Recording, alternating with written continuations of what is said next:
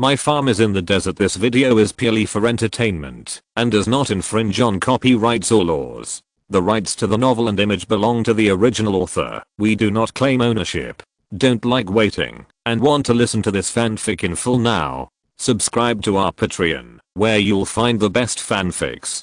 Chapter 39. Old Friend Wooden Man. After dinner, Cai Hongming returned to the house and entered the paradise in the jade tripod. The paradise was nourished by the essence of the bright moon absorbed by the jade tripod every day, and its spirituality was restored. The lost spiritual energy was also slowly recovering. The air was already floating with a faint spiritual breath. Taking a breath, he felt refreshed. When he came inside, Cai Hongming found that the bigger balloon and the super large tower snail that he caught in the sea last time were still alive. It was incredible. You know, these two things can only live in seawater. They will die without it. I didn't expect them to be alive. Could it be that they are tired of drinking seawater and want to change their appetite? He planned to take these two things to the northwest. People there have never seen such bigger balloon and tower snails, and they would probably find it fresh. When the crystal scorpion saw him coming in, it immediately crawled over and shook its tail at him, then grabbed his trouser legs and climbed to the grass nest above his head. That was always its place. There was not even a thing that could move or cry in the paradise, and it was almost lonely to death. Cai Hongming comforted it, fed it some water diluted jade toad liquid, and then turned it around inside. The huge jade gynoderma seemed to be a little bigger, and the protrusions on the cap gradually grew larger, and a lotus-like gynoderma grew out. The lotus gynoderma is like the jade gynoderma, with a green body and unusually smooth, which is very strange. After feeding the crystal scorpion and the pink manta ray for a period of time, it was proved that the green gynoderma in the cave paradise is not only harmless, but also beneficial, because both creatures like to eat green gynoderma. Animals' intuition is much more acute than that of humans, and there should be no harm in what they like. In the past few days, he also took some green gynoderma to make tea. Although he didn't know what the effect was, after drinking it for a few days, he was obviously much more energetic, which seemed good. After seeing the gynoderma, he walked to the planted tea tree. The tea tree had only been planted in the cave paradise for about a month, and it became green, no longer the dark color on the barren mountain before, and it also grew some new ones. New ones like this can be picked and fried to make tea, but he didn't do that. Instead, he let it continue to grow. Some of the thatch that he had thrown aside took root and grew lushly. It would take a lot of effort for him to plant it outside. A few more small flowers bloomed on the purple gourd vine. Remembering the lesson from last time, Cai Hongming hurriedly went outside to get a brush and brushed it on a few stamens, which was considered artificial pollination. After a circle inside, he walked out. The cold air moved south, and the cold and hot air met, and it started to drizzle. Cai Hongming looked at the gloomy sky and thought it would rain for a while. Unexpectedly, the north wind blew in the evening, and the sun shone brightly the next morning. The sky washed by the drizzle became particularly clear and blue. After getting up in the morning and practicing Fihaquin, he ran to the corner of the yard and started to insert the pebbles in a stone mortar. His palms were inserted into the pebbles again and again, bringing up some stone powder. After this effort, he felt that he was about to break through, but just a little bit short. This was very distressing. Just like a young and graceful girl, she wanted to say something to you but hesitated, and wanted to accept but refused, which made people feel itchy, but they could only sigh helplessly. Cai Lang watched from the side. He did not expect that son, who had been naughty and impetuous since childhood, would actually calm down and practice boxing. It seemed that he really had a successor. When Cai Hongming finished practicing the crane palm, Cai Lang asked him to stop and follow him. Cai Lang took him to walk left and right and came to a wing room on the side of the yard where miscellaneous items were originally placed. This used to be Cai Hongming's favorite place to shop, because he could always find some strange and unknown things here. Unfortunately, he went to the northwest after graduating from elementary school and never came here again. Pushing open the door, Cai Hongming saw that the wing room was no longer the same as before, with a pile of miscellaneous items, dust all over the floor, and spider silk tangled. The walls were painted white and bright, and the things inside were neatly arranged. In the middle was an ancient wooden man, and next to it were some ancient weapons that were not in the family before. Cai Hongming asked Cai Lang curiously, "Grandpa, where did this wooden man and weapons come from?" Cai Lang did not answer, but walked forward and touched the wooden man, as if reminiscing about something. After a long time, he said, "This was given to me by an old friend before he left. It seems that Grandpa's old friend must have gone to heaven to find the gods to make tea, otherwise he would not be so sad. Fortunately, I gave Grandpa the jade toad liquid diluted with water, so he can live for at least a few dozen years, otherwise he would probably go to heaven to find the gods, to make tea like his old friend. The boxing you practiced is not flexible, because there is no one to teach you the moves. So it is just a rigid routine. Grandpa is old, and can't help you. From now on, you can use this wooden man as an imaginary enemy to practice. Although it is also a dead object, it is better than practicing boxing by yourself." As he said, Cai Lang demonstrated to Cai Hongming how to hit the wooden man, and he hurriedly wrote down everything. After writing it down, he started fighting again under Cai Lang's guidance. After fighting for a while, Cai Lang saw that it was almost done, so he asked his grandson, "Do you have anything to do today?" "No." Cai Hongming shook his head. "Then you go out with me this morning. My old friend used to run a martial arts school, but it fell into decline and became abandoned.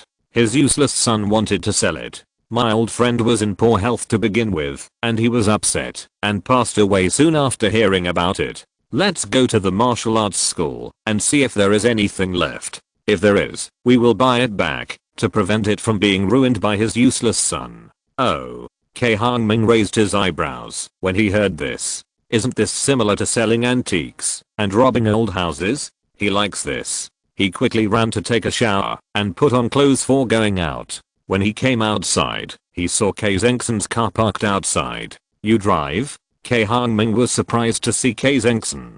"Grandpa said he needed the car, so I volunteered, since I had nothing else to do." "Why, don't you like riding in my car?" "How is that possible? I thought you were driving a private car part-time." Cai Hongming laughed. He thought it was just him and Grandpa doing this secretly, but he didn't expect that Cai Zengsen would be called along. That's why he asked this question. Afraid that he would misunderstand, he quickly changed the subject and asked, "How is the design of the designer going?" "Almost done. He will send the drawings to my computer in a few days, and I will ask you to come and see them then." The two had just said a few words when Grandpa Cai Hongming came out dressed in new clothes. Cai Zengsen quickly ended the conversation and went out to drive the car, taking Cai Hongming and Grandpa to Nansao City. Chapter 40, Great Lion Martial Arts School. Kajia village is close to the sea, and it takes a long detour to get to Nansao City. But it is not very far, about 2 hours. The son of Cai Hongming's grandfather's old friend knew that they were coming and waited at the entrance of the alley early. "Master Uncle is here. Do you want to go to the house to make tea first?" "No, let's go to the martial arts hall," Cai Lang said indifferently. He has always been upset about the fact that this unfilial son sold the martial arts hall and caused his old friend to pass away. Under his leadership, Cai Hongming and others walked into the alley of about 2 meters. It is said that the alley was actually a street in the old days, but compared with the wide roads today, this place can only be an alley. There are several memorial archways for Jinshi, prime ministers, and Tanhua in the alley. It is estimated that there were dignitaries here in the past, but now they have become a thing of the past. After a while, the group came to an old swallowtail residential house. There is a plaque on the door of the residential house, with 4 vigorous characters Dashi Martial Arts Hall written on it. Cai Lang looked at the plaque and sighed. The martial arts hall was quite famous in Nansao back then, but it was ruined overnight, and even the land was sold. The street next to the Big Lion Martial Arts Hall used to be the most prosperous place in the entire Nansao, but now the city is changing with each passing day, and it has long been in decline. The roof tiles of the old street are already old, and there is a smell of decay everywhere. There are 2 majestic stone lions standing in front of the martial arts hall, which is different from the local customs in Nansao. In Nansao, stone drums are more commonly used, and there are very few stone lions, and even no one knows how to put them up. Cai Hongming took a look and felt that this pair of lions was good. The son of his grandfather's old friend pushed open the door of the martial arts hall and welcomed them in. When they walked in, they saw a big "Wu" written in the middle. It seems that this is where people who learned martial arts used to practice martial arts. It was empty inside, with nothing. The son of his grandfather's old friend took them out of the hall and walked to the guest house next door. In the middle of the room hung a picture of Guangong holding a knife. A majestic aura came to their faces, making people awe-inspiring. In addition to the portrait, there is a green lion for lion dance on each side, which is the local lion dance style. There are also some short weapons placed next to it, including black iron tablets, knives, swords, etc. Cai Hongming looked at it and thought to himself that it was no wonder that there were only long weapons in the house. It turned out that the short weapons were all here. He liked weapons very much and felt that it would be a good idea to take them back to collect them.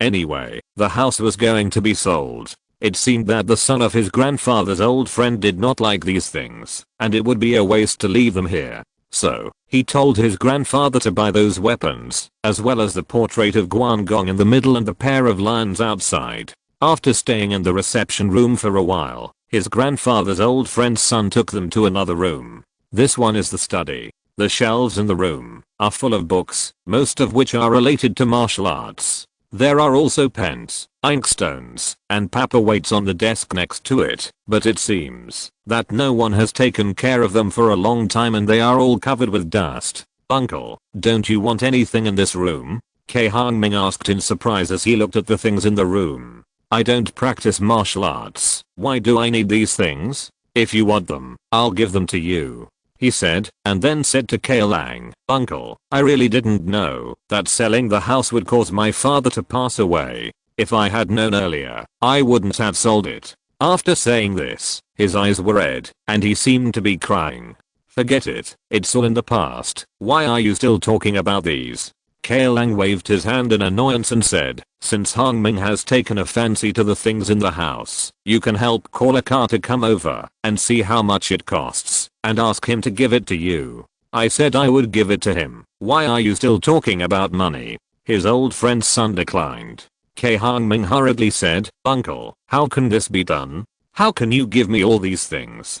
See how much it costs, and count as much as you can, so that I won't feel embarrassed to take it. Things that can be solved with money are better solved with money." He doesn't want to owe a favor because of this little thing. The son of his grandfather's old friend refused again and again, and finally saw that he couldn't beat Cai Hongming, so he casually asked for tens of thousands. Cai Hongming was speechless after hearing this. Could it be that his previous excuses were all false? Was he waiting here? However, since he had said it, he did not regret it. He immediately gave the money, and then he and Cai Zengson moved the things to the truck he called. The two lions at the door could only wait for him to call a crane to come and move them there the next day. When he left, I don't know if he had a change of heart or what, but he actually insisted on giving him the two green lions used for lion dancing in the martial arts hall and several solid wood tables and chairs. If you don't take advantage of a good opportunity, you're a bastard. So Cai Hongming did not refuse. After everything was done, Cai Zengson drove in front to lead the way, leading the truck to the village, and he didn't even pay attention to the man's request to go home for tea. "Grandpa, that man is so stingy," Cai Hongming complained to his grandfather on the way home. "You can't blame him."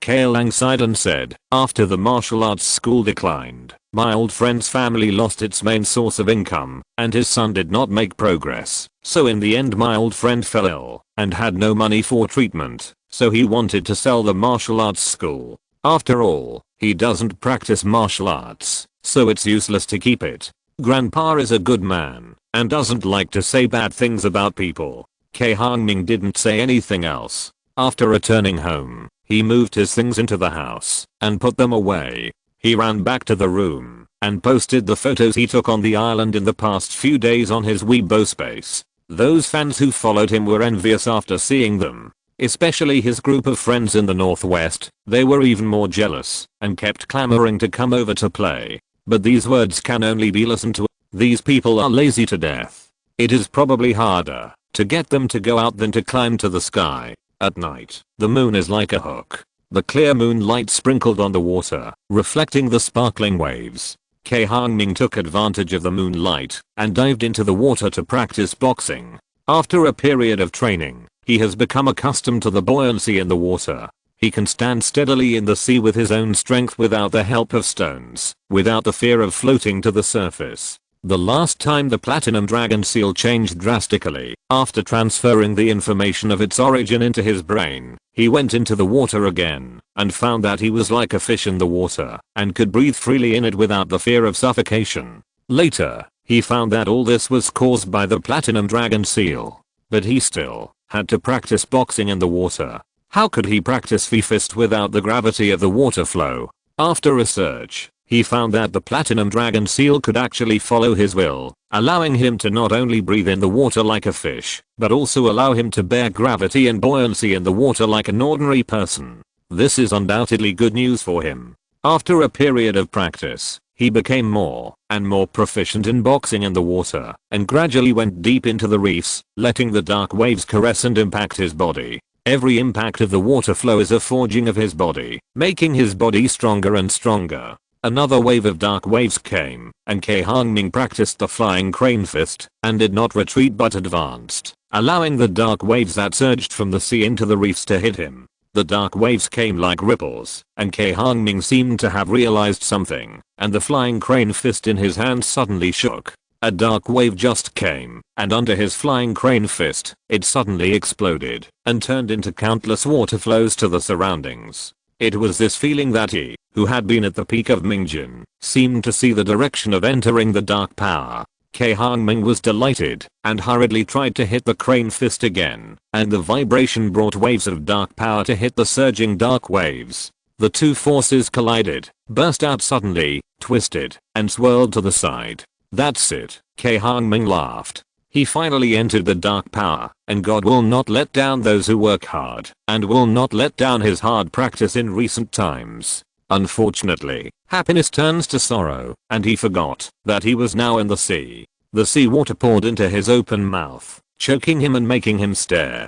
Because he was careless, and didn't use enough force, his feet were hit by the dark waves, and were pushed to the shore. After a while, he climbed ashore. Although he was in a mess, he laughed happily. It's not easy. After working hard for so long, I finally advanced to the dark energy. Chapter 41, Treasure Appraisal Conference. As time goes by, time always flies by, and it is almost the end of the year again. On this day, Yufi Hong, a jade carving master from Yangzhou, called and said that the treasure appraisal conference at the end of the year in Shenzhen was about to start, and asked him when he would go there. After Cai Hongming told him the time, he prepared 2 sets of clothes, talked to his family, and got on the plane to Shenzhen. As soon as he got off the plane, he saw snow flying all over the sky, and a burst of cold air hit him, making him shiver. The weather in southern Fujian was not very cold. When Cai Hongming came here, he only wore a top, a sweater and a coat. He didn't expect it to be so cold here. Fortunately, he has recently entered the dark power, and his blood is full. He is not as afraid of the cold as before, otherwise he would have shrunk long ago. When he walked out of the station, he felt something in his heart. Looking forward, he saw Shiwana standing in the hall, staring at this side with a frown. For a moment, his heart was full of emotion. Didn't I tell you not to come? Cai Hongming walked up and said, I'm coming. Shiwana glared at him, and angrily stepped forward to hold Cai Hongming's hand. But she thought in her heart, am I going to tell you that I miss you? Impossible. The two walked out hand in hand, and Shiwana's best friend Yi was waiting outside in the car. Cai Hongming got in the car and greeted her. The two were already familiar with each other. Yi nodded without saying anything, and drove away from the airport. Knowing that he was coming, Shiwana had already booked a room in the hotel. After Yi sent the two to the hotel, she left very tactfully, but when she left, there was obviously a hint of teasing in her eyes when she looked at Shiwana. Shiwana didn't care what she thought. Anyway, she was going to be with Cai Hongming at night. Last month, her mother and his mother had already matched the horoscopes for the two and set the date for the wedding, which would be the end of next year, if nothing unexpected happened. It can be said that the two are already husband and wife, but they haven't invited guests to go through the formalities yet. After settling in the hotel and having dinner, the two shamelessly talked about love in the room. "Did you miss me?" Cai Hongming asked Shiwana while holding her. "Who missed you, huh?" Shiwana raised her chin and said proudly, "Oh, then why is your heart beating so fast?" "Who's fast? Where are you holding your hands?" "Ah." After making love for a few times, the two of them snuggled up in bed. "Are you going home for the new year?" Cai Hongming asked, smelling the fragrance of her hair. "Yeah." Shiwana closed her eyes and lay comfortably in his arms, responding softly. "Where are you going to play during the spring festival?" "The weather is so cold. Of course I'll watch TV at home. Where else can I go?" "Why don't you go to our place? I'll take you fishing and hiking. You can also bring your household registration booklet from home, and we'll go to the Civil Affairs Bureau to register and get the marriage certificate so that we don't have to run back later." "Well, I'll think about it." Shiwana hesitated. "What else are you thinking about?" "That's it," Cai Hongming said domineeringly. "Well, it has come to this point. What else can she say?" The treasure appraisal conference had not started yet, but Cai Hongming arrived a few days in advance, just to talk with Shiwana and express his feelings for each other. When the treasure appraisal conference was approaching, Yu Fihang and his family hurried over. In the evening, the group had a meal at the hotel. Old Master Yu told him some precautions for the treasure appraisal conference to avoid mistakes. This treasure appraisal conference is not for ordinary people to enter. In addition to the treasure holder, you must have a rich family status. Everyone who enters must verify their identity again and again to avoid accidents. Because at that time, every treasure in the treasure appraisal conference will be worth a lot of money, so you have to be careful. The venue of the treasure appraisal conference is in an English-style building on the Bund. Cai Hongming brought Shiwana and Old Master Yu and his group here. They saw banners flying around, countless luxury cars and antique cars parked, and some government vehicles. The surrounding area was full of armed security personnel, which looked very strict. When entering, you have to swipe your ID card or take a photo of your head to the database for a view. If you are not on the invited list, you will be denied entry. Fortunately, their information had been submitted earlier, otherwise it would be a hassle to get in. As soon as he entered, Cai Hongming was stunned by the countless antiques and treasures displayed in the hall. One by one, the antique treasures shone brightly under the lights, with various colors, some dazzling, some containing essence, and some simple and elegant, making people dazzled. Suddenly, Cai Hongming saw that there were pieces of gold bricks on the floor under his feet, and he was dumbfounded. How much gold would it take? Don't look at it, it's not gold. Seeing him like this, Yu Fihang didn't know what he was thinking, so he said beside him, "No, it's not gold, it's impossible." Cai Hongming didn't believe it. It looked like gold, no matter how he looked at it. "Why would I lie to you? But it's not completely without gold, it's just that the gold content is very low, most of it is copper, and some other metals." "Oh. But even if it's not gold, this thing is very valuable. After all, it's such a large piece." "That's it." The group walked and looked, and soon came to the black jade guanshengdi carved by Master Yu. Although Cai Hongming had seen the photo of the black jade guandi before, there was definitely a gap between the photo and the fact.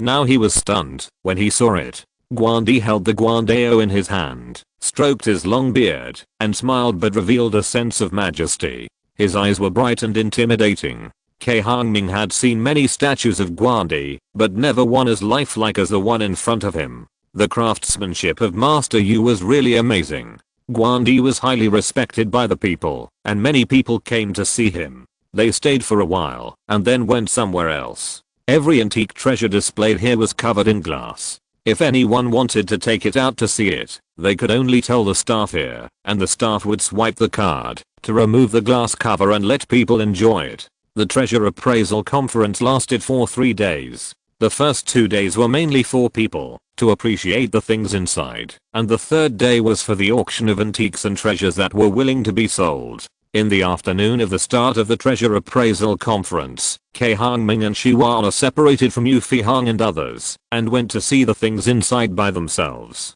In 2 days, he and Shiwana looked through everything inside and also met Yu Fihang's friend, the jade merchant Wen Casey whom he met last time. This time he brought an old man who appraised antiques, and it seemed that he also wanted to buy some things. Cai Hongming greeted him, said a few words, and then continued to walk to other places. What he didn't expect was that he actually met the fat man, Ruan Xiangsun, who went to the northwest to purchase medicinal materials.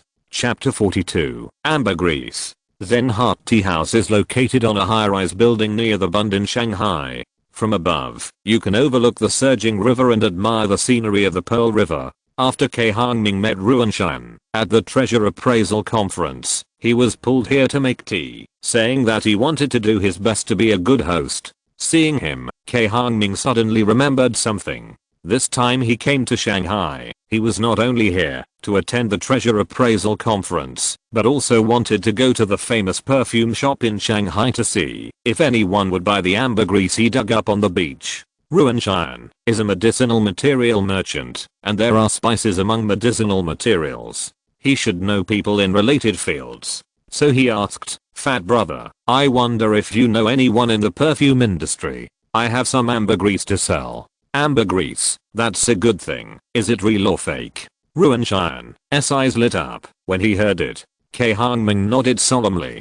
Ruan Shan heard it, his eyes turned, and he asked to see the ambergris. Cai Hongming brought his luggage with him when he came here, mainly to conceal his whereabouts and to facilitate the removal of the ambergris hidden in the paradise of the jade tripod. When he arrived at the hotel, he pretended to take out the smallest ambergris and another bull-sized ambergris from his suitcase and kept the largest one for himself. This is a rare thing, and it is hard to say when he will need it. When Ruan Shan saw the ambergris he brought, he immediately took out a knife from his small pocket, gently scraped a little, put it in his mouth and chewed it, then lit it with a lighter, and a fragrance immediately filled the entire room. "It's real ambergris." Ruan Shan nodded and said, "How much do you want to sell it for?" "I don't understand either. How much do you think these can sell for?" Cai Hongming asked. "We know each other, so I won't tell you those empty words. There is very little natural ambergris now, and the price in the market has skyrocketed, ranging from 300 to 1000 per gram. The quality of your ambergris is good, at least over 100 years old. I can give you 1200 per gram. What do you think?" Cai Hongming calculated that these two pieces of ambergris weighed about 3 kilograms, and 1200 per gram would be about 2 or 3 million. It looked good, so he thought about it and nodded. Seeing that he agreed, Ruan Shan called his men, weighed the weight, and transferred the money. Seeing that several million was credited to the card, Cai Hongming felt that the money came really quickly. If only he could dig a few more pieces of ambergris, he wouldn't have to worry about not having money to develop the desert land in the northwest. After handing over the ambergris, Ruan Shan took Cai Hongming and Shiwana to dinner. The place for dinner was also the Bund in Shanghai, and they ate the most authentic Shanghai cuisine. Sitting in front of the French windows of a luxury hotel, eating the most authentic dishes, and admiring the beautiful night view of Shanghai, is undoubtedly the greatest enjoyment in life. The next day was the last day of the treasure appraisal conference, and the antiques and treasures that were willing to be sold at the treasure appraisal conference began to be auctioned. Cai Hongming didn't care about anything, but only paid attention to the black jade Guanshengdijan statue. He thought that this emperor statue might be sold for 2 or 3 million, but he didn't expect that under the hype of a group of rich people, the black jade Guanshengdijan statue actually soared to 13 million. He felt that his heart was about to burst. 13 million, 13 million, is there any more? 13.5 million, 13.6 million. The price of the black jade Guanshengdijan statue was still rising, but Cai Hongming didn't care anymore, because he was stupid. In the end, the Guanshengdijan statue was taken away by a merchant from Southeast Asia for 15 million. When Cai Hongming went out, he didn't know how he walked, he just felt that his body was floating. In just a moment, he became a multi-millionaire. If he saves a little on this 10 million, it will probably be enough for 2 or 3 lifetimes. But is this life? Obviously not. What's the point of a life without pursuit and a life of petty gains and losses? Besides, is 10 million a lot? A movie can make hundreds of millions. After thinking about it, he decided to develop his desert. If a person lives without aspirations and nothing to do, and just lives for the sake of living, it is undoubtedly a very sad thing. After attending the treasure appraisal conference, handing over the money from the auction of the black jade statue, and giving some hard work fees to Master Yu, Cai Hongming separated from Yu Fihang and the others. Under the leadership of Ruan Shan, he went shopping in Shenzhen. After playing for 2 days, he left Shenzhen, and Shiwana also went home for the new year. After returning to Nanzhao, Cai Hongming did not go home immediately, but took a car to the Nanzhao flower market. When he came back a while ago, he didn't have much money in his pocket, so he didn't dare to go to the market to ask about the giant column cactus. Now that he is rich and powerful, it's different. In the flower market, there are many shops, various flowers are dazzling, and people are coming and going. Cai Hongming arrived at the place, looked around, and found a shop specializing in cacti, so he walked in. The seller was a simple girl. When she saw him coming in, she greeted him, "Sir, what do you want to buy? Do you have those tall cacti, like the ones in the middle of the market?" At the entrance of the flower market, there were several fake giant cacti about 10 meters long.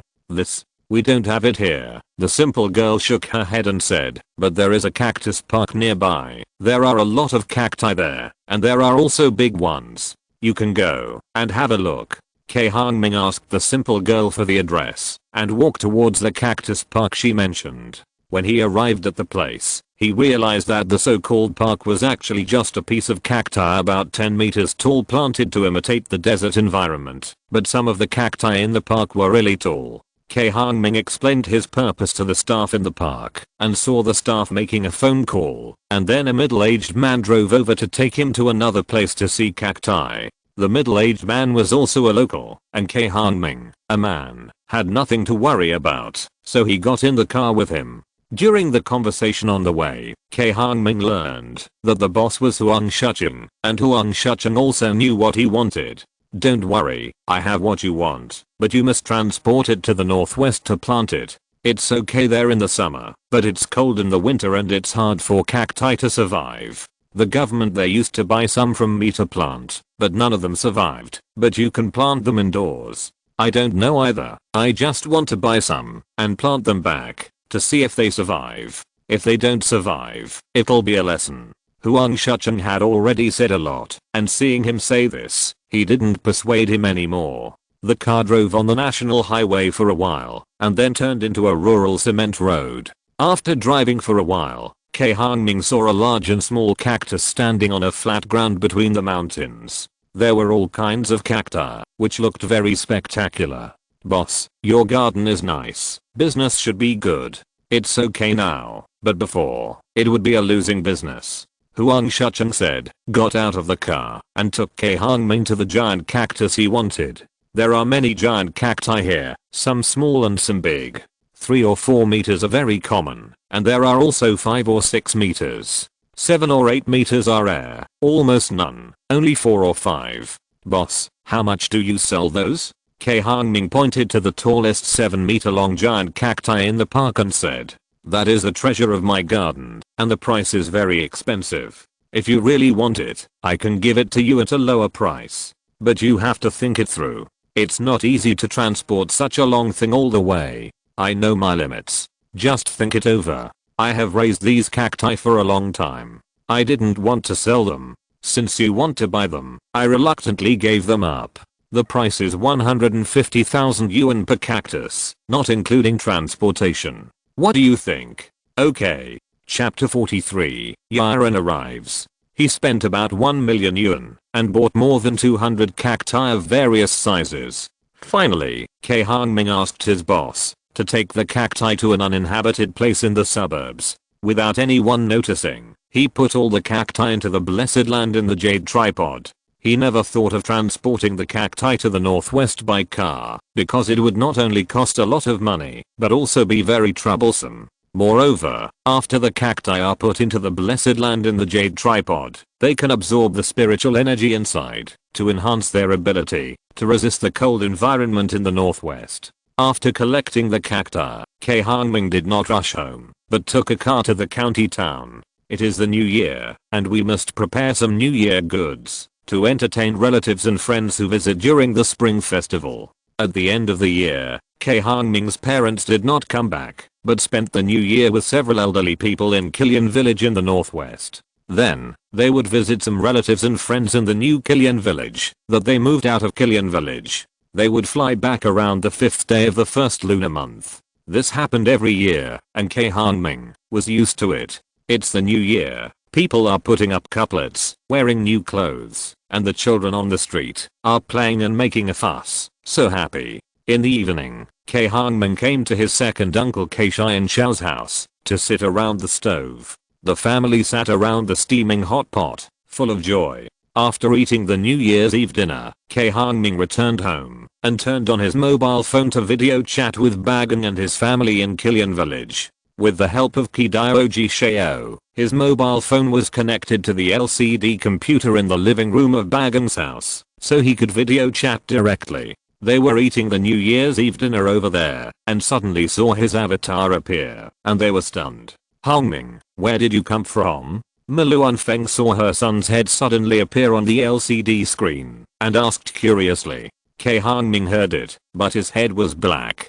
I'm talking to you via video on the computer, and I'm still eating? What's delicious? Your third uncle killed a fat sheep and made a mutton hot pot. Are you free? If you are, turn off the computer. We are going to watch the evening party. Luan Feng said to her son. Cai Hongming had a kind greeting, but didn't expect to be treated like this. He felt very disappointed, so he turned off his phone and went online to video chat with Shiwana for comfort. At midnight, fireworks were set off in the mountains. The bright fireworks reflected the entire sky, dazzling and colorful, making people dazzled. During the spring festival, there was usually nothing to do, so Cai Zengxin and Cai Hongsheng stayed at Cai Hongming's house to make tea and watch TV. Hongming, the class monitor is calling elementary school classmates for a class reunion. Are you going? Cai Zengxin said. No. What's the point of having a class reunion for elementary school students? Cai Hongming thought with disdain. With this time, he might as well stay at home to cook 2 delicious dishes and drink. When do you plan to start construction? The drawings of the hot spring resort have been drawn, and a model has been built. It looks good overall, so we are just waiting to start construction. If it is built earlier, a foundation can be laid. Otherwise, when the rainy season comes in a few months, it will be a very long time, and it will take another 2 or 3 months to start construction. We have to wait until after the 9th day of the first lunar month, otherwise we won't be able to call anyone.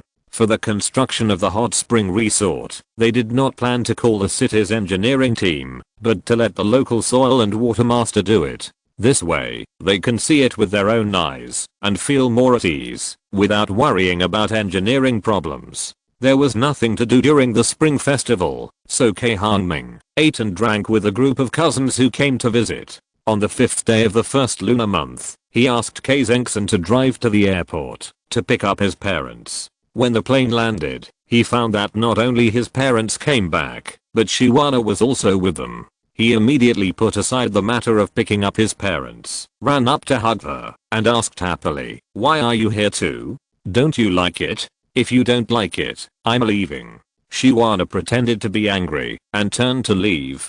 Cai Hongming quickly pulled her back. "No way, I like you so much that I can't wait. Okay, if you want to be affectionate, go home and don't stand here blocking other people's way." The two were talking, and Luan Feng didn't know whether she was jealous of the two of them being so affectionate, or what. She was dissatisfied and yelled beside them. "This mother always ruins the atmosphere." What else can Cai Hongming say? So he had to pull the blushing Shiwana out. Luan Feng looked at them, and shouted, "Come back to me. Don't you know how to help me carry the luggage? I don't know how I gave birth to you. You are as stupid as a piece of wood, without any sense, and I don't know what Wan likes about you, and she is so devoted to you. If it were me, I would have dumped you long ago. If you have a physique like you, I wouldn't dare to want you." Cai Hongming thought to himself, and had to turn back to help his mother get things.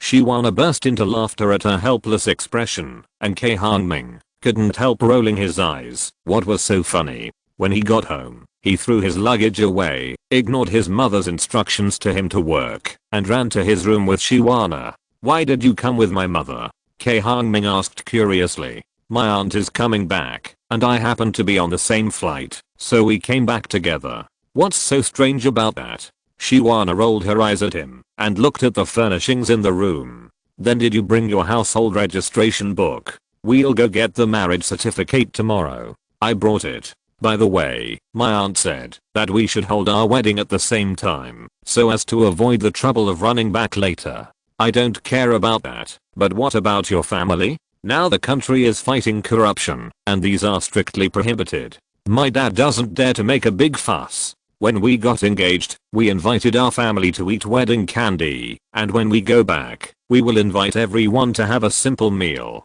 Don't be too troublesome, so as not to give people a handle." Cai Hongming couldn't help but sigh that it's really not easy to be an official nowadays, especially a good official. But there are still people who are corrupt, and there are countless people who do nothing. Just look at the online news to know how shocking it is. During the spring festival, rural people are usually the most idle, but Cai Hongming's uncle Lukishan is extremely busy because every day someone asks him to go fishing on a yacht. Although he is a little busy, he also makes a lot of money. After Shiwana arrived, Cai Hongming also found a time to go fishing on the island with her. Cai Hongsheng, Jiang Yuhan, Lu Kaiahang and others also went with him. Today is the 11th day of the first lunar month.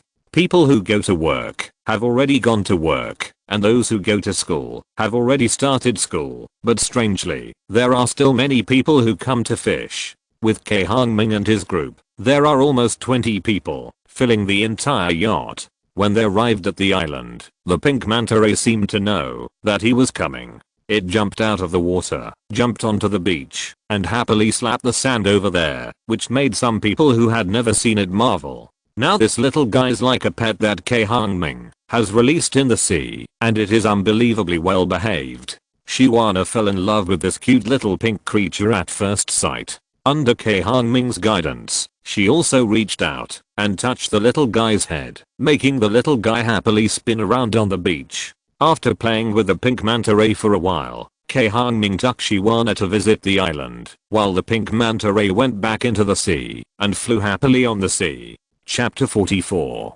Dragon Grouper. The sea breeze was blowing with a hint of chill. Shiwana held Cai Hongming's hand and walked on the soft beach, but she didn't feel any cold air. Instead, she felt quite warm. "The air here is so good."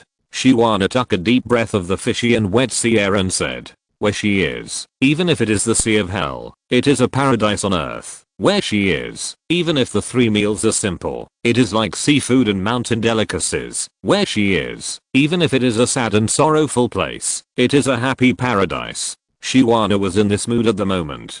Cai Hongming looked at her and smiled slightly. He really liked her so much that he found a quiet place and sucked her soft and fragrant lips hard, wishing he could rub her into his body. After a long time, their lips parted. Seeing that he still wanted to come, Shiwana quickly put her hand on his chest. "Stop making trouble. Let's go fishing." She was really afraid of his fiery passion, afraid that he would get horny and mess around here, which would be embarrassing. The two walked back to the fishing place, took the fishing rod, and also started fishing at the beach. However, seeing the two of them snuggling together, they looked like they were using fishing as an excuse to have sex, which made Cai Hongming and Jiang Yuhan next to them envious, thinking that it would be great if they could also find a woman like their sister-in-law. Unfortunately, the good times didn't last long. After a while, Lu Kaiahang came over and took Shiwana to play nearby. Cai Hongming stared at her. With the warm and soft jade gone, he had to fish honestly. The weather was cold, and some fish that were afraid of the cold swam to the deep sea or hid in the mud and sand. Only some fish that were not afraid of the cold were still swimming in the water. I don't know if it was bad luck. Cai Hongming sat for a long time and didn't catch a single fish. He was not a very patient person, and seeing that he couldn't catch any fish, he planned to go find Shiwana. Who knew that at this moment, the fishing rod moved. It moved quite violently. The boy floating on the sea surface moved violently a few times and was dragged down by the fish in the water, and the fishing rod was bent up as if it was a big fish.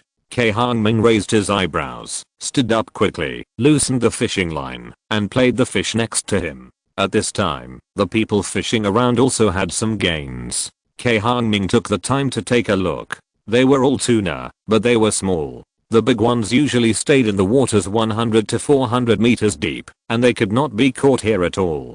Could it be that he also caught tuna? This is a good thing. I can eat sashimi tonight. Cai Hongming thought about it. His heart was hot, and he became more serious. The fish in the sea that was hooked by his hook seemed unwilling to admit defeat. It swam around and struggled. Cai Hongming held the fishing rod tightly. When it struggled hard, he loosened the fishing line. When it relaxed, he tightened the fishing line. After struggling for a while, the fish in the sea gradually became weak, so he slowly tightened the fishing line. When he could see the fish in the sea, he quickly handed the fishing rod to Cai Hongming, who was watching nearby, took off his shoes, pants, and clothes, and jumped into the water with the scoop net. When he got to the sea, he realized that he had caught a big tuna, at least about 1.5 meters long. Such a big fish usually stays in the deep sea, but he didn't expect it to run here. What luck. Cai Hongming quickly raised the scoop net to scoop the tail of the fish. Who knew that the tuna that had been struggling for half a day still had some strength left? Seeing him coming, it suddenly swung its tail and swam away. Cai Hongming, who was holding the fishing rod on the shore, was caught off guard and was almost pulled into the sea. Cai Hongming was not willing to let it go, so he quickly swam over and hugged the big guy tightly. The big tuna struggled hard, but he held it tightly and couldn't move. After struggling for a while, it gradually lost its strength and was carried to the shore by Cai Hongming. The people who were fishing nearby saw him catch such a big tuna, and they all came over to see. I've never seen anyone catch such a big tuna here. You're lucky, young man. It's really luck. Such a big fish usually won't swim to the shallow sea here. Probably it was scared by the passing ship and ran over. Young man, do you want to sell this fish? I'll give you a high price. Old woo, you can't eat it alone. Let's each have half. I want one too. Cai Hongming was really at a loss for words. They started arguing before he even said whether he wanted to sell it or not. He had to tell them in a nice way that he didn't want to sell it and planned to take it home to eat, which put out the flames of their quarrel. Shiwana was afraid that he would catch a cold, so she quickly brought clothes for him to wear. But Cai Hongming didn't wear them. Anyway, he had taken off his clothes, so he might as well go down and catch some fish, shrimp, crabs and shellfish to eat. So after talking to Shiwana, he dived into the sea. When he got to the sea, he saw a pink manta ray swimming from a distance, swimming beside him, as if to seek credit. It seemed that the group of tuna just now was driven here by it. No wonder. You know, tuna is a very rare thing here, and you can't see it normally. After touching the little guy and feeding him a small green Ganoderma lucidum, Cai Hongming sat on its back and let it take him to the reef group last time. I don't know if this guy misunderstood and actually took him to another reef group. After being led by it like this, Cai Hongming no longer knew where he was, and he just hoped that this guy would remember to take him back later. The reef group in front of him was very large, with many corals and water plants growing on it, as well as many fish, shrimps and crabs. Cai Hongming brought a net bag and caught whatever he saw. After a while, he caught a lot of purple sea urchins, scallops, conches and the like. He was lucky and caught some big 9-segmented shrimps and 3 big lobsters, all of which he put into the paradise in the jade tripod, so that those sea anglers would not see them and want to buy them. Seeing that he had caught almost all the fish, he wanted to go to the seaweed to get some kelp to cook soup. When he got there, he suddenly found huge crabs lying among the seaweed. Not only crabs, he also saw some big fish, among which there was a giant grouper, which made him scream. The giant grouper, also known as the giant grouper, feeds on bottom-dwelling crustaceans and small fish and shrimps. In natural waters, the adult giant grouper is generally about 60 to 70 centimeters long, and the maximum body length can reach more than 2 meters. In July 1999, Hong Kong fishermen caught a female giant grouper alive in the Dongsha Islands, weighing 180 kilograms, and was once regarded as the king of giant groupers. The latest report said that on the night of January 5, 2014, Malaysian fishermen caught a wild giant grouper weighing 200 kilograms by trawling, and sold it to a Chinese restaurant owner for Rm 11,000. The giant grouper in front of Cai Hongming was at least 1.5 meters long. The meat of the giant grouper was delicious and tasted very good. Cai Hongming couldn't help swallowing his saliva. In the sea, the fish are the masters, and he is an outsider. He can't beat them. He has to think of a way, otherwise the big guy in front of him will run away. Cai Hongming thought, and saw that the giant grouper staying in the seaweed didn't notice him, so he gently pushed away the water grass and slowly walked towards the giant grouper. Chapter 45, Happiness. Although Cai Hongming's footsteps were light, he was in the water, and any movement would disturb the water. It was just that the dragon grouper was unable to detect his arrival, because the seaweed blocked his view. When he approached the dragon grouper 4 or 5 meters away, the fluctuations in the water finally alerted the dragon grouper in the seaweed. However, it did not swim away immediately, but gently paddled the water waves and swam forward. At this moment, Cai Hongming could not give up halfway. He suddenly moved forward quickly, jumped up and hugged the dragon grouper that was about to swim away. The dragon grouper was frightened and struggled violently, quickly rushed out of the seaweed and swam away, swimming farther and farther. Although he had the platinum dragon seal on him and was not afraid of the buoyancy and pressure of the seawater, Cai Hongming was also afraid of getting lost on the seabed. Seeing that things were not going well, he had an idea in his mind, and the man and the fish immediately escaped into the paradise in the jade tripod. When they got inside, the dragon grouper still slapped its body unwillingly. In the paradise of the cave in the jade tripod, these living things are nourished by spiritual energy and will not die immediately. They can stay fresh, so Cai Hongming can leave the paradise of the cave without worry. After swimming for a while, the dragon grouper has taken him away from the sea where the original reef group was located and came to a strange place. There are several wooden boats in this place. The sunlight from above shines through the seawater to the bottom of the sea, which is quiet and blue. There are oysters attached to the wooden boats, some of which are very large. Cai Hongming dug some, and soon, the pink manta ray swam over, and he breathed a sigh of relief. He was finally not afraid of getting lost in the sea. Today's harvest is good. He was about to leave, but suddenly his feet slipped, as if he stepped on something, which was cold. Curious, he bent down and dug in the mud and sand. After a while, he dug out a smooth and round snail jade. Snail jade is the product of the fossilization of Paleozoic marine pearl snails and then silicification. It is a non-renewable natural heritage. The formation conditions are extremely harsh, so it is extremely rare. According to research, the snail jade was produced in the ancient geological era, earlier than the appearance of dinosaurs on the Earth. The gemstone academic community generally believes that those mineral aggregates that are naturally formed, have a certain hardness, are beautiful, durable, rare and have craftsmanship value are gemstones. The probability of ancient organisms forming fossils is extremely low, and the probability of forming jade is even smaller. The snail jade, that has the 4 element of natural, rare, hard and beautiful is really rare. Therefore, the academic community classifies it as a natural organic gemstone. Therefore, it has a very high collection value and investment value. Cai Hongming washed the snail jade in his hand, and gradually a fresh outline appeared. This snail jade is only the size of a thumb. The color is like agate, but it is colorful, with beautiful patterns accompanied by the mysterious colors of ancient organisms. Perhaps it has been in the sea for too long, and has been washed by sea water for years.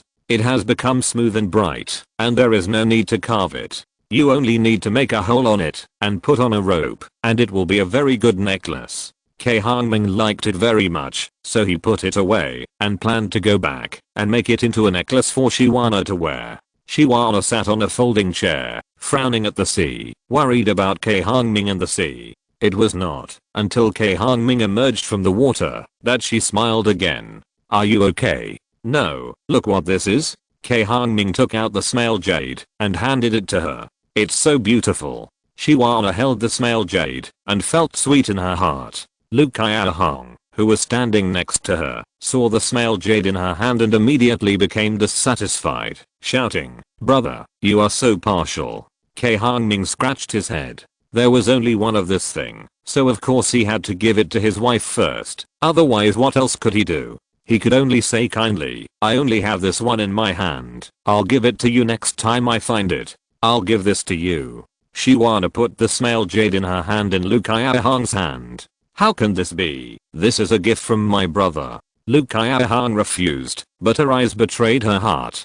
"Take it. It's not too late to give it to me next time your brother finds it," Shiwana said with a smile. Seeing that Cai Hongming had no objection, Cai Hong happily took it. Girls can never resist beautiful things. Cai Hongming told her not to put it everywhere, because this thing is a gem after all, and it still has some value. When he got home, Cai Hongming sent the things he brought back to the kitchen, letting his mother toss and turn, and he ran back to his room to take a bath. He originally wanted to take a bath with Shiwana, but she found an excuse to run away. She said she was going to help her mother cook, and I don't know if she can tell the difference between salt and MSG, soy sauce and black vinegar. In the evening, with a bunch of seafood brought back by Cai Hongming, Unforgiving made a table full of delicious dishes. "Try it, how does it taste?" Shiwana picked up a piece of rapper seed and put it in Cai Hongming's bowl like offering a treasure, and asked nervously. Cai Hongming put it in his mouth and chewed it, and praised, "Well, it tastes good."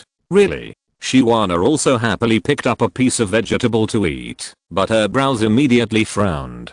She forgot to add salt, and the vegetable was not cooked thoroughly, and it had a stinky green smell of vegetable, which was not delicious at all. Seeing her wrinkled face, Cai Hongming quickly comforted her. "It's good that you can cook like this for the first time. In the past, I almost broke the pot when I cooked, and the dishes I cooked were inedible. You are much better than me. Take your time, it will become delicious in the future." "Yeah." Shiwana nodded slightly, thinking to herself that she must make delicious food in the future. Unforgiving and Cai Shianfu watched from the side, looked at each other and laughed.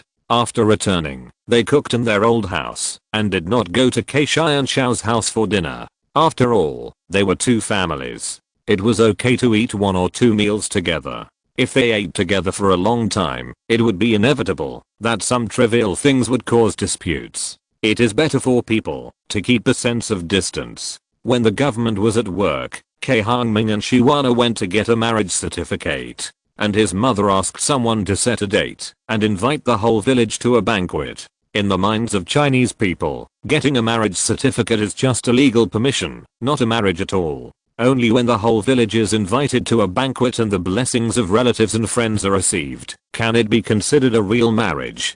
On the wedding day, Cai Hongming's family set up a buffet in front of the old house to entertain the whole village. There were not many people in the village, but there were some relatives from other villages. There were more than 30 tables in total. It was crowded and noisy, full of laughter and joy. After all the relatives and friends who came to congratulate left, Cai Hongming no longer cared about anything else, and dragged Shiwana back to the newly decorated new house. Wana was very different today.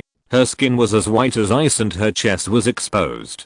Her eyebrows were as green as willows and her eyes were shining with silver stars. She was as pretty as the moon, and had a natural and clear personality. Her body was like a swallow hiding in the willows and her voice was like a warbler singing in the forest. The half-opened crabapple tree was shrouded in the morning sun, and the peony was just opening to show the spring love. The neckline of the bright red silk dress revealed her plump chest. Her face was like a lotus, her eyebrows were like willows, and her eyes were full of spring water and clear waves, which was very attractive. Her skin was as white as snow, her black hair was tied into a high bun, and the gold ornaments on her head shone dazzlingly under the lights. What a stunning beauty.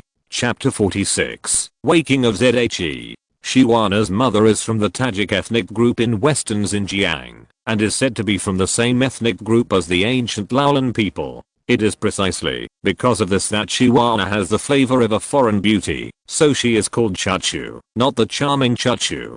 Today is the wedding night.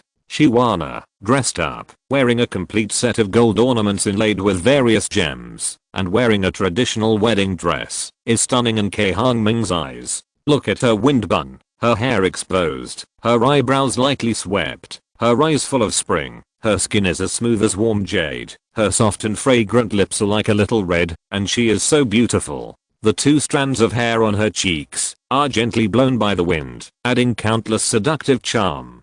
Tonight's beauty is so beautiful, so flawless, so otherworldly. Cai Hongming couldn't help but praise, "You are so beautiful. Wasn't it beautiful before?" Shiwana asked with a look of joy and anger. "No, it was beautiful before, but it's more beautiful today." Sweet talk.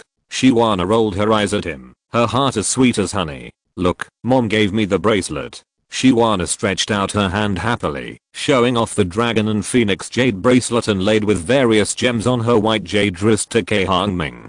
Seeing her childlike excitement, Cai Hongming couldn't help but smile and said, "From now on, you will be the eldest daughter-in-law of our family. You are the eldest in the family. Don't talk nonsense. There is mom up there." Shiwana patted Cai Hongming unhappily and said seriously, "It seems that she has not been overwhelmed by the things in her hands and knows that there are people up there." 2 arm-sized red candles were lit on the table, and the candle tiers were stained, as if telling a beautiful and moving love story. It was already late, so Cai Hongming said to Shiwana, who was still looking at the gold ornaments on her head in front of the mirror, "Let's go to bed.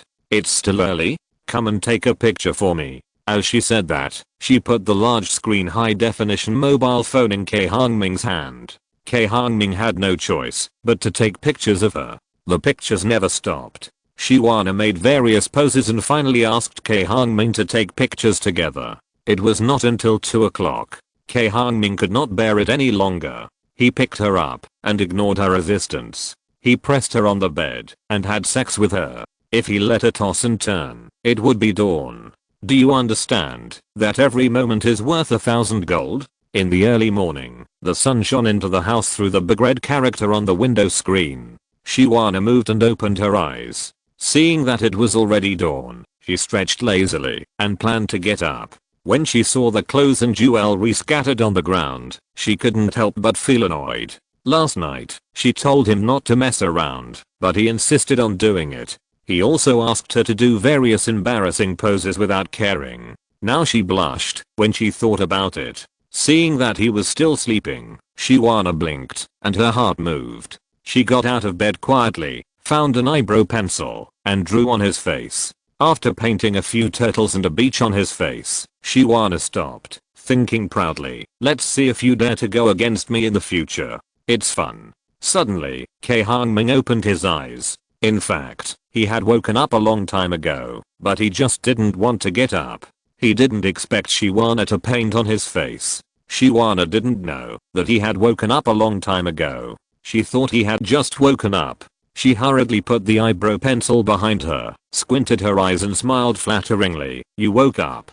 "I woke up when you were painting. Let me see what masterpiece you painted on my face," Cai Hongming said, and picked up the mobile phone on the bedside table and looked at it. On his face, a few turtles poked their heads out and crawled on the beach. There was a coconut forest behind, and the scenery was nice. "This skill is not bad. You can be a kindergarten teacher someday." "It's so-so," Shiwana said guiltily. "I want to see how you are so careless." Cai Hongming pulled her over and pressed her under him angrily. "You dared to draw on your husband's face. It seems that you have forgotten the lesson yesterday. If I don't spank you."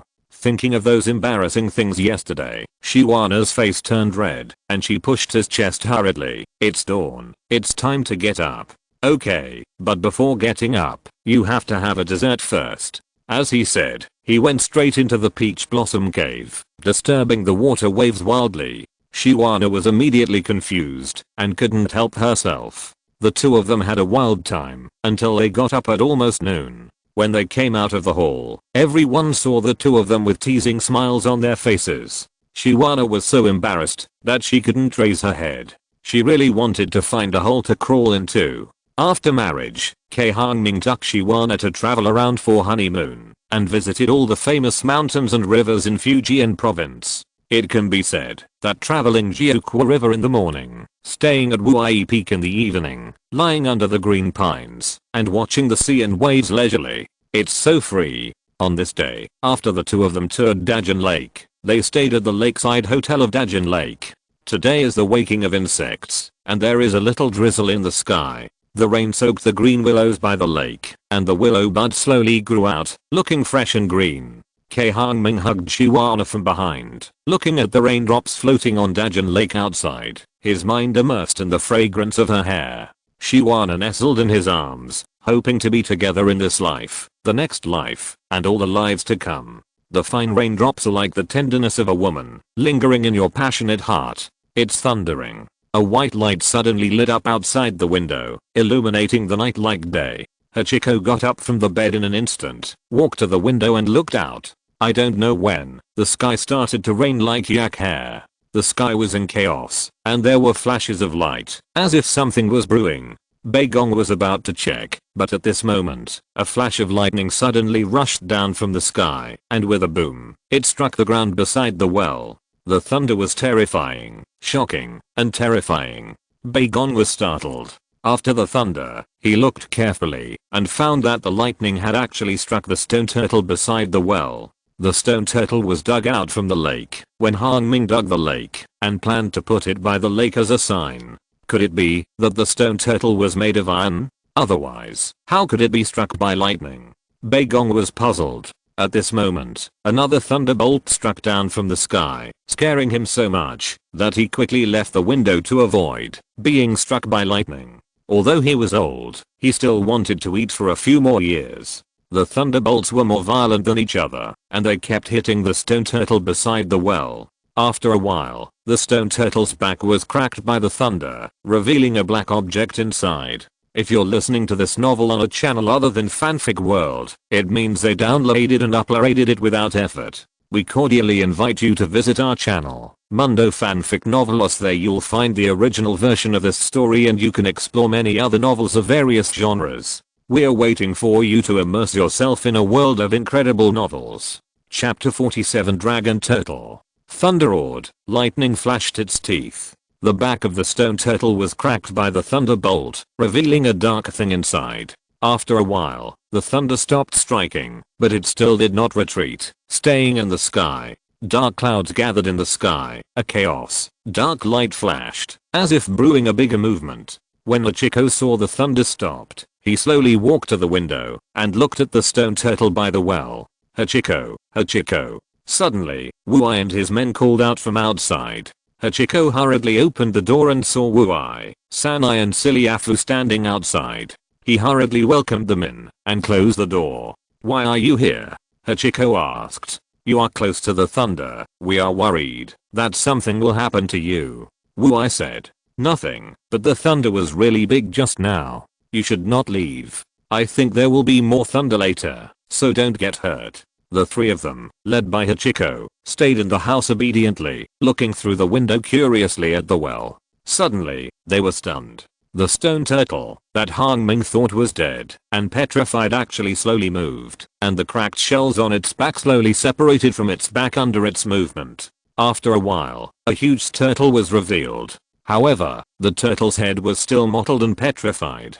After a while, the thunder hovering in the sky moved again. A dull thunder sounded in the dark clouds, getting louder and louder, and the last thunder suddenly boomed. The universe seemed to explode, and the sky and the earth were dark, like a landslide, like a crack in the ground, like a building collapsing, like a giant tree breaking. Then a dazzling lightning shot down from the sky and struck the stone turtle's head, splashing sparks. The stone turtle was struck, and lay on the ground. It was unwilling, raised its head and roared, and the roar was like a cow, resounding over the desert around Killian village. It was unwilling, but what could it do? Thunder and lightning penetrated the sky, rumbling like a violent landslide, and hitting its proud head, and it fell to the muddy ground beside the well again. The thick stone shell on its head also cracked slowly in the thunder. The stone turtle shook its head, and the stone shell attached to its head suddenly cracked, and fell to the side. A flash of lightning flashed, and only rested for a while, and a muffled thunder rolled over. Suddenly, another thunder, like an exploding shell, hit the top of the stone turtle's head without the stone shell. Hachiko and others in the house clearly saw that the two protruding tumors on the stone turtle's head slowly grew larger under the thunder, and in just a moment, they grew into small horns like a cicada. Hachiko and others seemed to have seen something incredible, and they opened their mouths in shock for a long time. The dazzling blue light flashed and rushed past, and the thunder roared, shaking people's hearts, and shaking the earth. Thunder struck the stone turtle's head again and again, and the small horn grew slowly, until it was as long as a palm. The thunder also slowly dissipated. The clouds dispersed, and the rain stopped, and the moon came out again. The bright moonlight shone on the desert Gobi, turning a piece of fine sand into a gentle veil, draped by a beautiful woman. When the stone turtle saw the thunder dissipate, it suddenly roared, and a cow moo resounded in the night sky again. It shook its body, shook off the remaining stone shells on its body, and slowly walked towards the lake dug by Cai Hongming. Looking at its sluggish steps, it seemed that it was struck by lightning. After walking a few steps, it seemed to feel something, and suddenly looked back. Hachiko and others in the house were caught off guard, and were caught red-handed. They couldn't breathe for a while. Fortunately, the stone turtle had no ill intentions, and continued to move forward. Just like that, it stepped into the lake dug by Cai Hongming, and never came out again. Hachiko and others swallowed their saliva together. It was not that they were timid, but what they saw just now was too shocking. What did they see? They saw something with a dragon head and a turtle body. It was not a turtle, but a dragon turtle, one of the 9 sons of the dragon. According to legend, when Baksha was born, he carried the river map and Luoshu on his back, revealing the numbers of heaven and earth, and the Taiji of all things. He knew astronomy, geography, and the world. It is a pure yang beast that can ward off evil, control evil spirits, resolve conflicts, resolve disasters, protect the house, attract wealth, and gather wealth. It is a symbol of power and longevity. However, these are all legends and no one has ever seen them. I didn't expect them to see it today. No wonder they were dumbfounded. After a while, Bagan woke up and saw that the rain stopped, the thunder stopped, and the dragon turtle disappeared. He ran out and picked up the shell shed by the dragon turtle and moved it into the house. The 3rd and 5th masters looked strange and asked him why he was moving those things. Bagan said that the dragon is a divine creature, and the dragon turtle, as the son of the dragon, naturally has divinity, and its shed shell naturally has a hint of immortal breath. If it can be ground into powder, or soaked in wine, although it cannot make people immortal, it can certainly prolong their life. The 3rd master and the 5th master rolled their eyes, thinking that there is such a thing. The snake is a little dragon. Eating a snake is like eating a dragon, which can make people immortal. They listened to Baigong's nonsense, and didn't take it to heart. However, under Baigong's persuasion, they still took a piece of dragon turtle shell back, to grind into powder and eat. Baigong and Siliafu also took a piece, and the rest were all locked in a box, and given to him, when Hongming came back. After all, he dug out the dragon turtle. This thing originally belonged to him. It was not kind to take a few pieces, and he couldn't have it all to himself. Besides, eating the dragon turtle shell was just Baigong's own idea. It was not known whether it would be effective. If it was not effective, then this thing would be no different from a stone. It must be said that Baigong considered it very carefully. The dragon turtle had lived in the lake for who knows how many years, and it had already gained a hint of wisdom. In the words of the old man, it had become a spirit. This kind of monster has been unacceptable to the world since ancient times. It was fine to stay at the bottom of the lake before, but once it came out, it would naturally suffer a disaster, so there were thunder and lightning that Hachiko and others saw. However, this dragon turtle was also lucky. It was originally covered with thick cocoons. The cocoons grew over the years and bound it tightly in the shell, making it unable to move. This time, with the help of thunder and lightning, it was finally able to shed its old shell and thus survive the thunder disaster. However, it was still injured, but misfortunes often bring blessings. If it can heal its injuries and practice for hundreds of thousands of years, it may be able to shed its shell and become a dragon and achieve extraordinary achievements. Cai Hongming and Shiwana spent a whole month of honeymoon sweetly, and in early April, they separated. Shiwana has a thesis defense in June and needs to go back to prepare. If she passes, she will officially graduate, and Cai Hongming plans to return to the northwest and start cultivating his desert land because the weather is getting warmer and he can grow things. His parents returned to the northwest shortly after he got married, so after Shiwana left, he was left alone in the old house. After being back for so long, Cai Hongming didn't want to stay in his hometown anymore, so he packed up, bought a bunch of local specialties, and took Cai Hongming to the northwest. Chapter 1, Returning to meet friends. The weather in April was still a little chilly, but fortunately, it was already spring, and some greenery could be seen on the roadside. Cai Hongming sat in the car and looked out the window, feeling the different climates of the northwest and southern Fujian. There were still evergreen trees and blooming flowers, but here it was a bleak spring. When they got off the car at the door of their own clinic, he and Cai Hongming were dragging their luggage and were about to go in when they suddenly saw Jidong, a junior high school classmate who had gone to the army, coming out. He was delighted and said, "Adong, when did you come back?" Jidong was also very happy to see him and looked behind him and said, "You've been back for a while. I heard from your mother that you got married. Didn't you bring your wife back? She's still studying and won't graduate for a few months. Let's not talk here, let's sit inside." As he said that, he and Cai Hongming pulled the luggage into the house. His father was busy giving someone a massage, and he said hello to Hongming and ignored them, and his mother ran away to nowhere, and there was no sign of her. Cai Hongming took Jidong and Hon upstairs, and asked Hon to go to the room his mother had prepared for him. After putting his luggage in the room, he made tea with Jidong in the hall. "The last time I met your dad, I heard that you have become a company commander in the army. Congratulations." "Thank you." Jidong nodded. "Come, have some tea." Cai Hongming put the brewed tea in front of Jidong and suddenly saw him holding the teacup with his left hand, with his right hand hanging down weakly. He frowned and asked, "What's wrong with your right hand?" "It's okay, just a minor injury," Jidong said disapprovingly. Cai Hongming didn't believe it, so he pulled up his hand and pinched it from the bone tendons of his fingers all the way up to his arm and shoulder. It seemed that he was too hard, and Jidong couldn't bear it and frowned. "What happened? How could you get such a serious injury in the army?" "It's nothing, just bad luck. Last year, I was fortunate to be selected into the special forces. When I was on duty, I accidentally got an armor-piercing bullet that penetrated my bones and meridians, and I was stabbed, so this happened. It's okay, I should be fine after a rest." Jidong smiled calmly. Cai Hongming didn't believe his nonsense. If he could be fine, he probably wouldn't come to his father. "What did my dad say?" "He said it would be difficult to return to normal, but he could restore some strength in his hands, but he couldn't lift heavy objects." "What's the difference between such a hand and a cripple?" Cai Hongming frowned and said, "Take off your clothes and let me see." Seeing that he insisted, Jidong had to take off his clothes and was taken outside by him to take an x-ray. Looking at the film and carefully checking the location of Jidong's shoulder injury, Cai Hongming felt that his hand could still recover.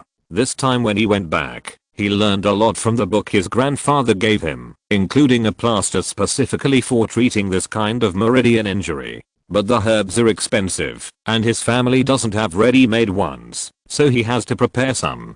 Cai Hongming told him about it, but Jidong didn't take it seriously. He had been treated in the army for such a long time, but couldn't be cured. This time he came back to see Keishai and Fu, just to give it a try. If it doesn't work, it's okay. After seeing the injury, the two continued to make tea. After a while, Cai Hongming asked, "So have you retired now?" "Yeah." Jidong nodded. "Then what are you going to do when you come back?" "I don't know. You said I'm disabled. What can I do?" Jidong touched his arm and smiled bitterly. It would be a lie to say that he didn't care. It's just that it's like this now, and it's useless to be sad, so he is so open-minded. "Is that so?" Cai Hongming thought for a moment and said, "I will develop the desert I bought in a while. I'm short of manpower now. You can come and help me. I heard about this from your mother, but what can I do as a disabled person there?" "To manage the workers. There are a lot of things to do. If you have comrades, you can also call them to help. But I only do some vegetable and livestock work over there. If they come, please don't be disgusted. I will try my best to contact them for you. I don't know if anyone will come." Cai Hongming didn't sympathize with him. He really needed manpower. or 1,000 acres of land, even if it was all machined, still needed people to drive. After saying that, he took out the famous specialties of Nanzhao, such as langan, wind sausage, and chimawuxiang, from the things he brought back, as well as a large zangzi with scallops, abalone, chestnuts, pork belly and other good things for 15 yuan, that he bought in the city when he came here. He liked to eat this the most, and brought back a lot this time. This is the specialty I brought from home. You can take it back for your aunt and uncle to eat. This is too much. What do you mean by too much? There is no more, even if you want it, so I just brought some back. Just as he was talking, the fat boy Su Kancheng ran up from downstairs.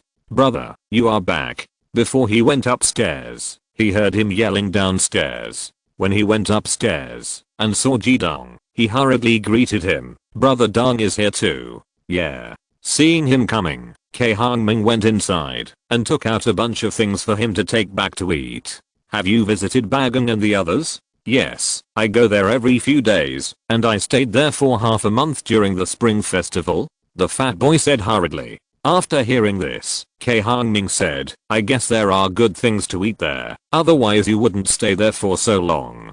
Su Kancheng scratched his head, and it was really like that.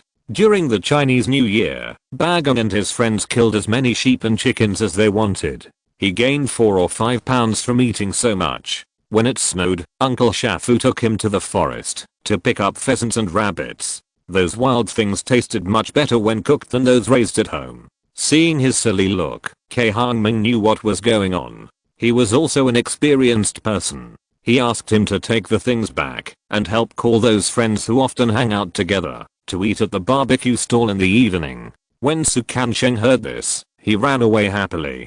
Jidong also said goodbye and left. In the evening, the old house, where the barbecue stall was located, was brightly lit. There was a steaming hot pot on the table, with various dishes and wind sausage, stone-marked 5-spice rice dumplings and other things that Cai Hongming brought from home. Ki Dioji Sheo, Tuoba Niu, Gulixin and others were all called over. A group of people squeezed together and ate and drank to their heart's content. It was so lively. Cai Hongming and Su Kancheng seemed to have similar interests. They soon became close friends and talked with their shoulders around each other. When the weather got warmer, Cai Hongming came back and he planned to open a barbecue stall. He planned to let Cai Hongming learn barbecue from Su Kancheng first and then hand over the barbecue stall to him. After he got familiar with it, the fat boy Su Kancheng would let him open another store in the city. With money in hand, he planned to expand his barbecue stall and turn it into a chain store, specializing in Northwest specialties, roasted yak beef and mutton, and later ostrich meat, and add sweet potato porridge and beggar chicken cooked with rice grown by himself. Business should be good. Chapter to the big rooster that stole the silkworms. It is not an easy task to develop 1,000 acres of desert, not to mention that Cai Hongming wants to use it for farming. First, we need to find a bulldozer to shovel away the sand on the desert land, and then deep plowing, fertilization, sowing, etc. All of these require agricultural machinery, which will be used for a long time and need to be purchased. So in the past few days, since he came back, in addition to gathering with friends, Cai Hongming went around to inquire about the price and quality of the agricultural machinery he wanted to buy, and also planned how to develop the desert land. He couldn't just build a house on the left and a piece of land on the right, which would be a mess. He wanted to plan it more neatly and build a Gobi Desert style building. If conditions are ripe in the future, it might be developed into a tourist resort. 1, 2, 1, 2, 1, 2. Cai Hongming was lying on the medicine cabinet in the hall, thinking carefully about how to plan the desert, when he suddenly heard a childish voice coming from outside.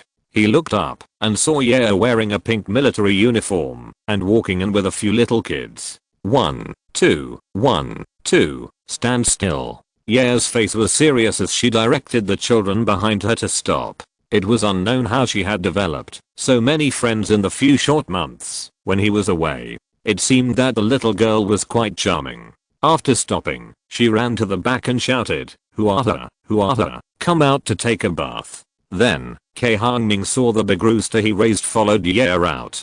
This big rooster grew really fast. Ordinary roosters only weighed about 5 or 6 pounds after 2 years of raising them, but after he fed the big rooster with yuchin liquid, it was that big by the end of the year. When he came back, he saw that it was even bigger, at least more than 7 or 8 pounds. The tall blood red crown set off its colorful feathers, looking majestic. "Turn around and march in step," Yaya shouted when she came in front of the children. The children immediately turned around and walked out obediently. The big rooster followed them obediently. Cai Hongming had never seen such a scene in the past few days. He asked Sangna, who was surfing the internet nearby, "Why did Yaya take the rooster?"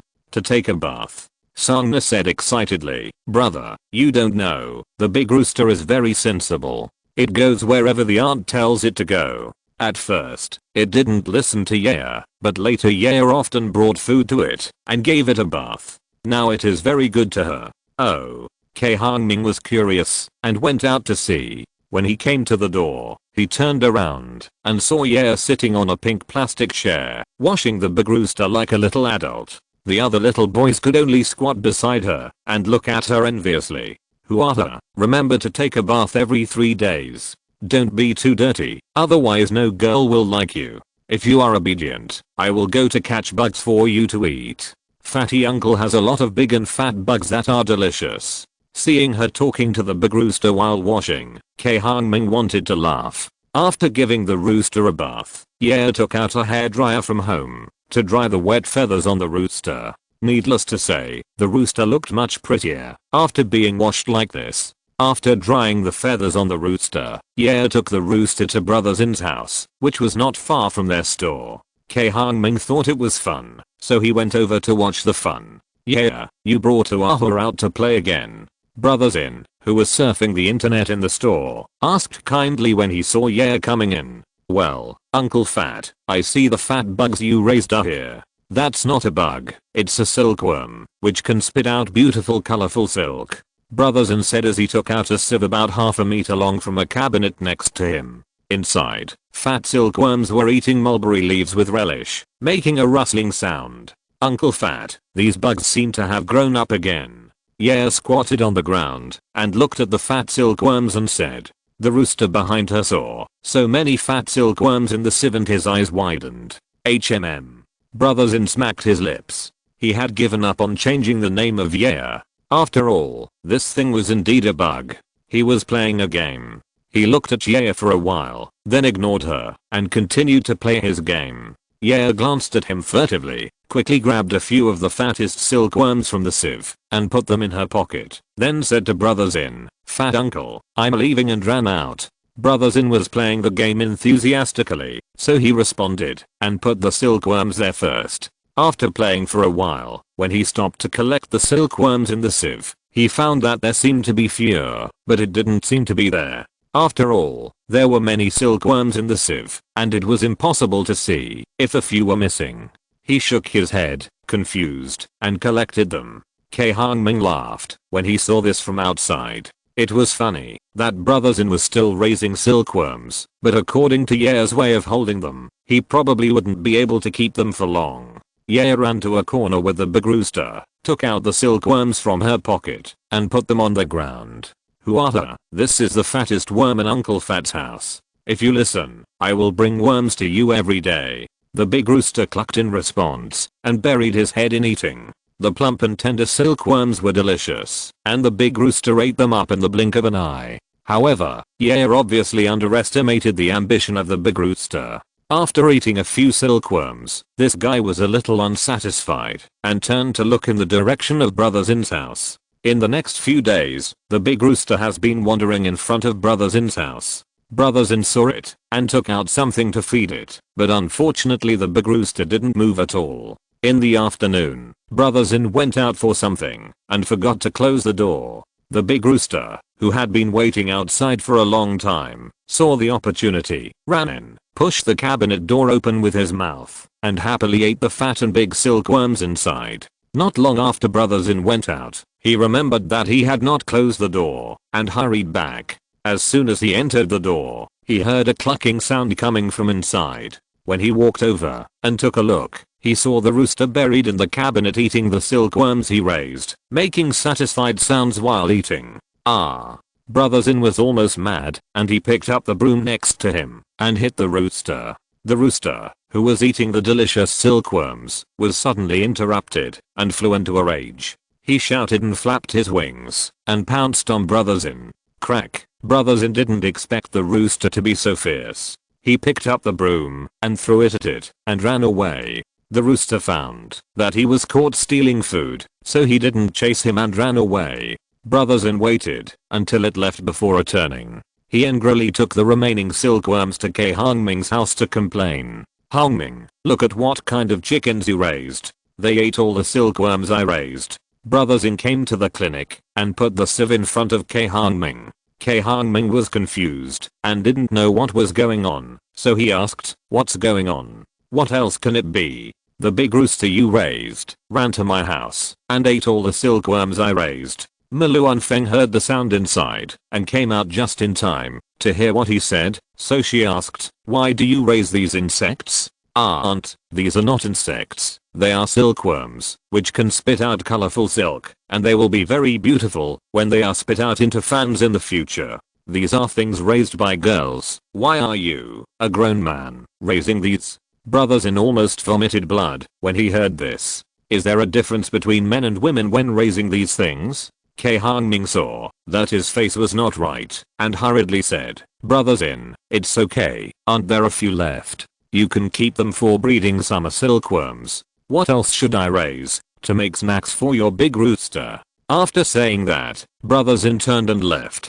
Cai Hongming seemed to feel the sound of his heartbreak, and he probably went back to hug the quilt and cried, which was really pitiful. This grown man, why raise silkworms? Luan Feng muttered, picked up the sieve on the table, turned around and left. "Mom, what are you doing with that?" Cai Hongming asked. "Feed the chickens."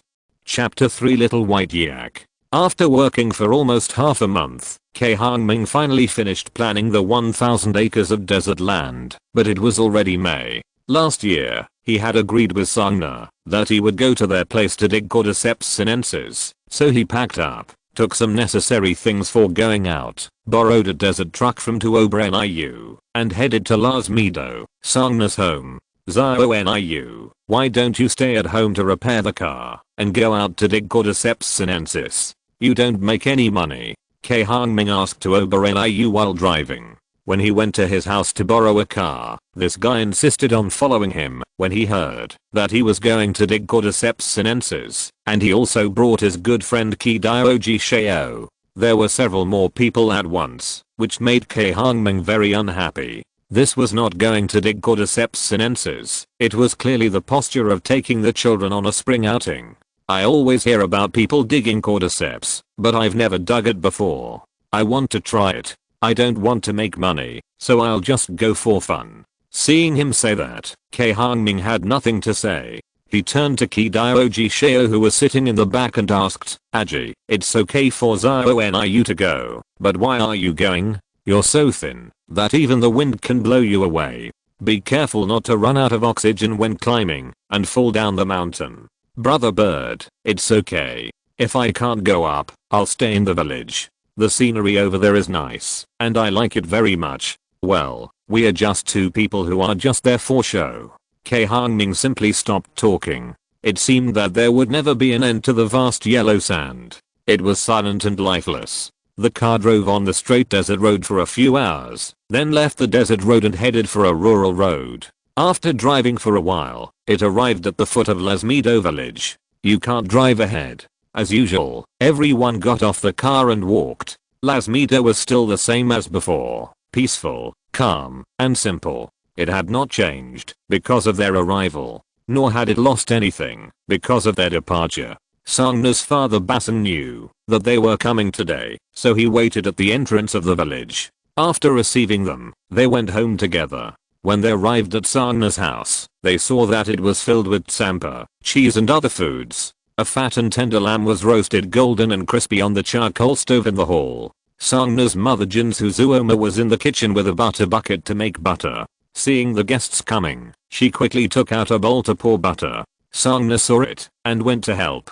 It was already noon when we arrived at Las Meadow. We couldn't go up the mountain to dig cordyceps today, and we had to wait until tomorrow morning. Otherwise, we would dig for an afternoon and come back, which would be a waste of time. Hongming, you are late. The day before yesterday, several children from the Magia family went up the mountain to dig cordyceps with the villagers. Basung said while enthusiastically persuading everyone to eat and drink. It's okay. We are just digging for fun. It doesn't matter whether we dig it or not. Cai Hongming said. That's good. Otherwise, you might be disappointed because there are very few cordyceps here. Basung put down the bowl in his hand and sighed. Alas, no one used to dig cordyceps. Now, for money, everyone goes to dig it. They are not afraid of being blamed by the mountain god. In the past, some people said that cordyceps is the hair of the mountain god and has spirituality. Digging cordyceps is like pulling the hair of the god. Some people say that cordyceps is the intestines of the mountain god. Whoever digs it will anger the gods and people and animals will suffer. Therefore, many Tibetans do not dig cordyceps. Those who dig it are mainly outsiders. But now, driven by interests, and people are not as ignorant as before, and have lost the due respect for gods, many local Tibetans have also started to dig cordyceps. But in some areas, there are still many Tibetans who do not dig cordyceps. Otherwise, they will be criticized by the villagers. The people in Lasmido village are like this. Some people do not dig cordyceps. Some people dig it. This is the collision between faith and secularity. There are not as many cordyceps sinensis on the mountain as in the past, because of the large-scale human mining, insufficient environmental protection and natural climate. After eating, Basung took Cai Hongming to the pasture, to see the white yaks he had left for him. Basung's pasture is on the mountain not far from the village, where white yaks and sheep are raised. Since he saw that raising white yaks can make money, he has increased the number of yaks raised every year. This year, he has raised 200 white yaks and 100 sheep. These cattle and sheep are grazed on the green pasture, looking white and pleasing to the eye. After the beginning of spring, the white snow covering the mountains gradually retreated to the top of the mountain, and the trickles of water formed by the melted snow merged into streams and flowed into the lake in front of Lasmido. The mountains were soaked in white snow. After nearly half a year of ice and snow baptism, the grasslands that were almost lifeless gradually showed a light green under the spring breeze, and new buds quietly sprouted. The originally withered and yellow grassland seemed to have suddenly turned into a green ocean overnight. Many unknown wildflowers also emerged and blossomed with the arrival of spring. For a moment, on the green velvet carpet-like grassland, white, red, purple, yellow, blue, and various wildflowers competed for beauty, like gorgeous spots embroidered on a plush blanket, dotted the green grassland, forming a colorful, magnificent, and dynamic three-dimensional picture. The yaks and sheep only lowered their heads to nibble on the fresh green grass, not caring about the arrival of everyone. Basung pointed to a little white yak with a red ribbon tied on its head in the herd of white yaks and said to Cai Hongming, "Look, that's what I left for you." Cai Hongming looked in the direction he pointed and saw a calf nestled beside a female yak, lowering its head to nibble on the grass, but it was restless and ran around from time to time, looking like a clever ghost. After staying at Basung's house for one night, Cai Hongming and his companions got up at dawn the next day, took their lunch in the mattocks, also called small hoes, for digging cordyceps, and headed up the mountain. In order to dig cordyceps, some people brought tents to sleep on the mountain, which not only saved them from running back and forth, but also freed up time to dig cordyceps. But Cai Hongming didn't want to do that, because it was too tiring, and they didn't plan to make money by digging cordyceps. They just wanted to have fun and experience the feeling of digging cordyceps, so there was no need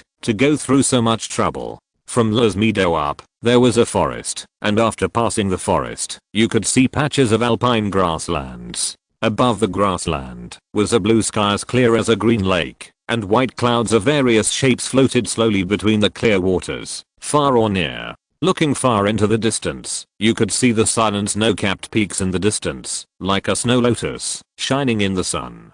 Green grass, flowers, mountains, and flowing water, like an endless painting, suddenly caught the eye. In an instant, Cai Hongming and other people who have lived in cities for a long time were shocked by what they saw. They had never seen a more beautiful and shocking scene than what they saw before their eyes. Ah! Finally, someone couldn't help but shout it loudly, and then there were wolf howls that were terrible and resounding in the mountains. After shouting excitedly for a while, someone couldn't stand it anymore and was gasping for breath due to lack of oxygen, and it took a while for them to recover. To be continued. Chapter 4, Digging Cordyceps sinensis, Part 1. After shouting crazily for a while, Cai Hongming and others continued to move forward. From a distance, they saw someone digging cordyceps on the mountain. There were piles of small mounds dug out on the grass. Obviously, that side had been dug before. Although Cai Hongming and his friends came here to play, they didn't care how much cordyceps they dug, but they had to dig a little to feel a sense of accomplishment. There must be no cordyceps in the place where those people dug, so they walked to the bushes on the other side.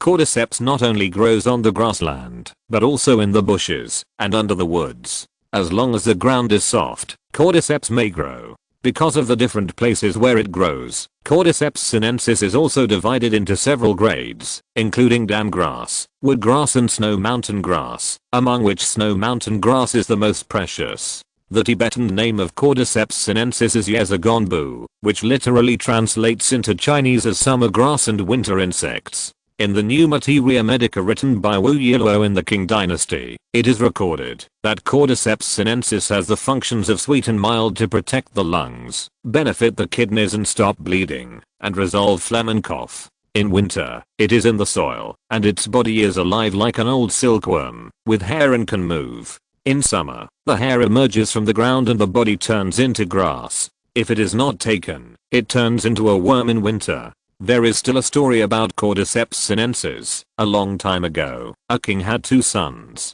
The eldest son was cruel and ruthless. In order to fight for the throne, he set up a poisonous plan and wanted to kill the clever younger brother when he went to play in the mountains without anyone noticing. When the mountain god learned about it, in order to protect the younger brother, he turned him into a worm. When the eldest son found out, he cast a magic spell and turned into a mountain eagle, trying to eat the worm. But the worm cleverly drilled into the ground and grew a grass tail, mixed in the grass, and could no longer be found. The eldest son was furious and died helplessly. The kind-hearted younger brother also saw through the world and was unwilling to inherit the throne. He would rather contribute to the world with his body. This incident moved the mountain god, and he injected the elixir of immortality into the body of the worm that had turned into an insect. Such a miraculous story moved many people in the past. Therefore, many herdsmen in Baking did not dare or have the heart to dig cordyceps.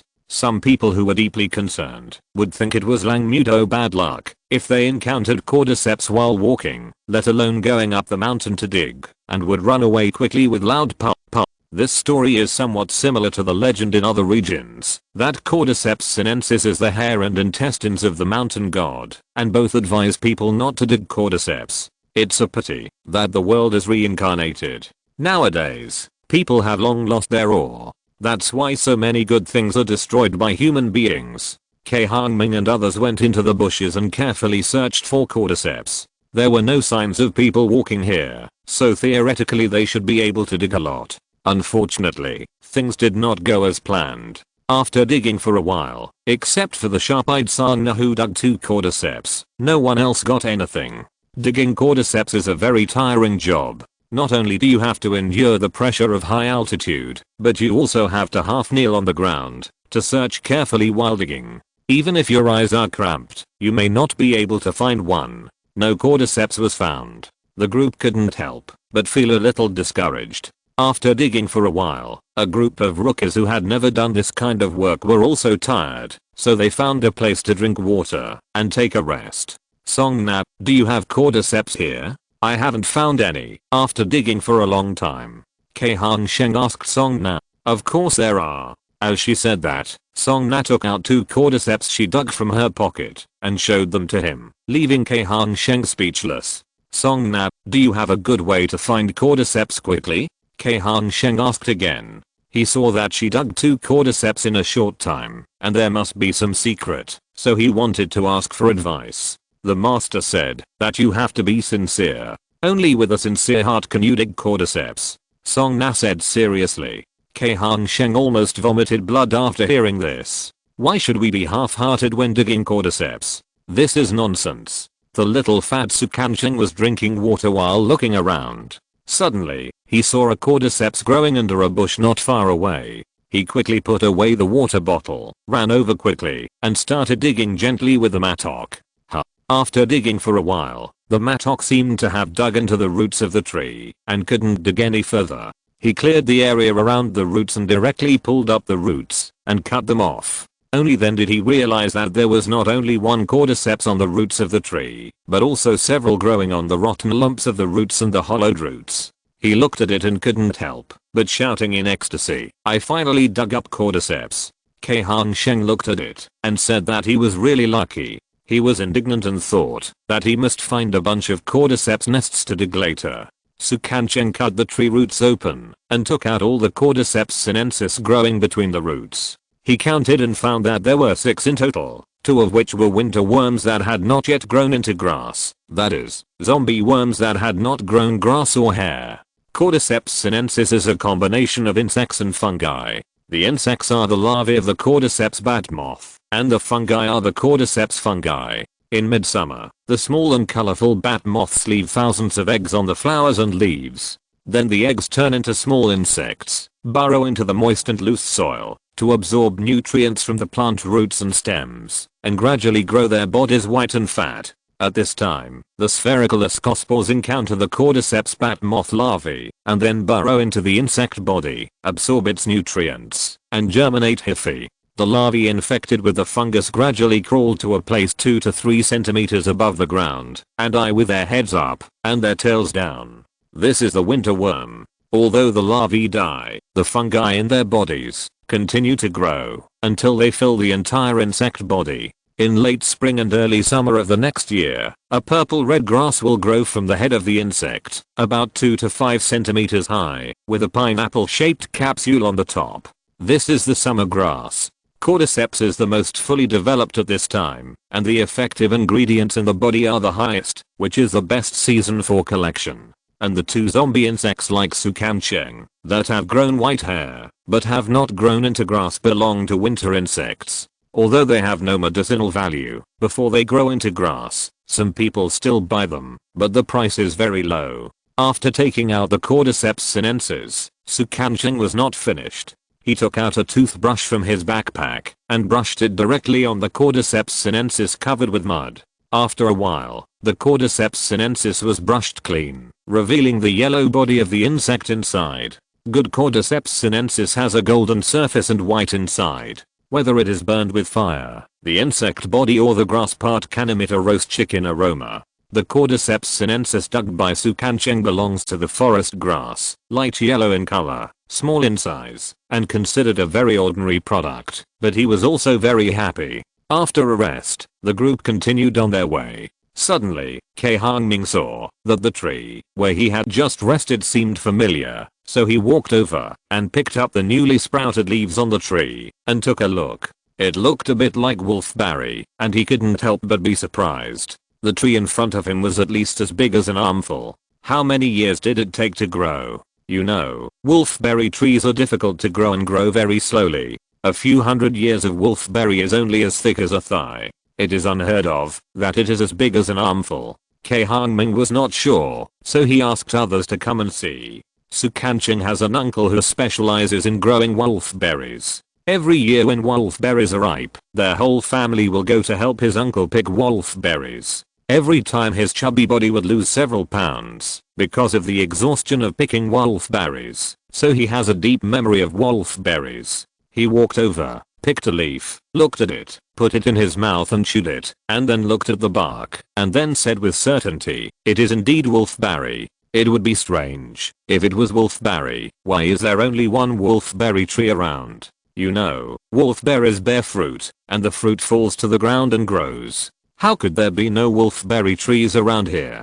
But no matter how hard they looked, they couldn't find a wolfberry tree nearby. But it doesn't matter. Since he knew it was a wolfberry tree, Cai Hongming didn't plan to let it go. He picked up his phone, located it on the map, and asked someone to come and dig it up tomorrow. Even if it doesn't grow fruit, it's good to take the leaves back and eat them. In his hometown of Nansao, there is a very famous dish of blanched wolfberry leaves. After locating, Cai Hongming and others continued to move forward. After walking for a while, they felt that it was not easy to find cordyceps with a large group of people together, so Cai Hongming suggested that everyone separate and find a direction to look for it. This way, they might be lucky enough to find cordyceps. After listening to it, everyone thought it was a good idea, so they each found a direction and walked away. To be continued. Chapter 5. Digging cordyceps and seeing golden wild yaks. Part 2. After everyone left, Cai Hongming also found a direction to dig cordyceps. Perhaps it was because of bad luck. After digging for a long time, he only dug up one, and it was broken. It seems that Sagna said that there are few cordyceps here, but it should be very few. But fortunately, although he did not dig up complete cordyceps, he was lucky enough to dig up a few large pieces of Polygonatum adoratum, which looked good and could be taken back to cook and eat. Cordyceps sinensis generally grows on high altitude snowy mountains. Before the end of spring and the beginning of summer, the mountains are covered with snow. When the snow melts, Cordyceps sinensis will break out of the ground, so digging Cordyceps sinensis is also done in order from bottom to top, following the snow line. The place where Cai Hongming dug was still far from the snow line, and was in the bushes. Seeing that there was almost no harvest, he ran to the edge of the snow-covered mountain, intending to look for it there. Maybe he could dig it up. Unfortunately, the result was still the same, which made him very discouraged. It was almost noon, and he was hungry, so he stopped to eat. When they came, they all carried backpacks and food, so there was no need to call them to eat together. After lunch, he took a short rest and continued to run to the hillside below the snow line. There was a sharp-angled steep valley on the side of the hillside, and a small patch of verdant green grass grew between the valleys. When Cai Hongming walked over, he suddenly found a cordyceps growing next to a small pink flower. God bless him, he finally saw one after so long. He knelt on the ground devoutly and dug gently. Song Na was right. It really takes sincerity to dig this thing. Just like stealing, they are also stealing things with sincerity. He just broke one, so he didn't dare to dig it with a mattock, but used his fingers to gently dig in the soil. After a while, he finally dug out a complete Cordyceps sinensis. He found that the Cordyceps sinensis he dug was surprisingly large. At the same time, Scorching in the distance also dug up a huge Cordyceps sinensis and was carving it carefully. Cordyceps sinensis is composed of the insect body and the fungus seat. The total length is 9 to 12 centimeters, and the insect body is 3 to 6 centimeters long. The longest is no more than 8 centimeters, but the cordyceps in his hand is 10 centimeters, which is too rare. Generally, 1,600 Cordyceps sinensis per kilogram is already the best Cordyceps sinensis, and one Cordyceps sinensis weighing more than 1 gram is what is called the king of Cordyceps sinensis on the market. This kind of Cordyceps sinensis is rare in the market, and there are only a few of them every year. The Cordyceps sinensis in Cai Hongming's hand is definitely not less than 1 gram after drying, and it is estimated to be more than 2 grams. This can already be out of the scope of medicine and become a collection. The Cordyceps sinensis weighing 1 gram on the market is about 800, and there is no market for it. The one in his hand is more precious, and the price must be amazing, but he will not sell it. Cai Hongming happily took out a toothbrush from his backpack and carefully brushed off the dirt on it, revealing the complete insect body. Looking carefully, the Cordyceps sinensis, after brushing clean, is bright yellow, plump and fat. It was clearly the best of the best. When you smelled it, you could smell the fragrance of soil and cordyceps. It was really good stuff. After playing with it for a while, he took out the box that had previously contained the jade tripod from the paradise and the jade tripod, took out the Buddhist seal that was placed inside, and put the cordyceps in it. After putting away the box and the Buddhist seal, he continued to look for cordyceps. He didn't know if it was luck, but he found that there were a lot of cordyceps in this valley. In the end, he dug up a dozen cordyceps that were 10 centimeters long, and the longest one was 11 centimeters. The rest were ordinary stuff, and there were some hairy worms without grass. He threw them away directly. After digging up the cordyceps, he became happy all of a sudden. He washed the big cordyceps and put them in the box. He packed the others and put them away casually and wanted to continue looking for cordyceps. Suddenly, he heard a howl in the distance. followed by a cow mooing. He felt curious and ran in the direction of the sound. He thought it was very close, but he didn't expect to run over several mountains before he could vaguely see a snow mastiff and a golden wild yak standing in the distance.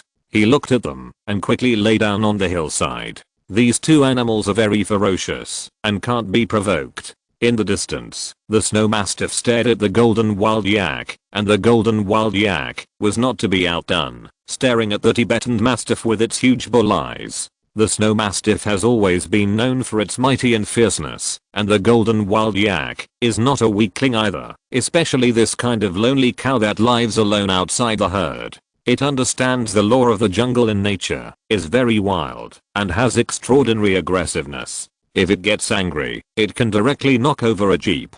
I don't know why these two big guys fell out, but it's none of Cai Hongming's business. He is happy to hide and watch the show. After a while of confrontation, the snow mastiff took the initiative, ran up, and pounced on the golden wild yak. The golden wild yak was naturally fearless, and rushed head on and hit the snow mastiff hard. The snow mastiff was knocked back several feet, and then it quickly rushed forward and bit the golden wild yak. After a while of fighting, the thick fur of the golden wild yak was bitten by the sharp teeth of the snow mastiff, and blood flowed.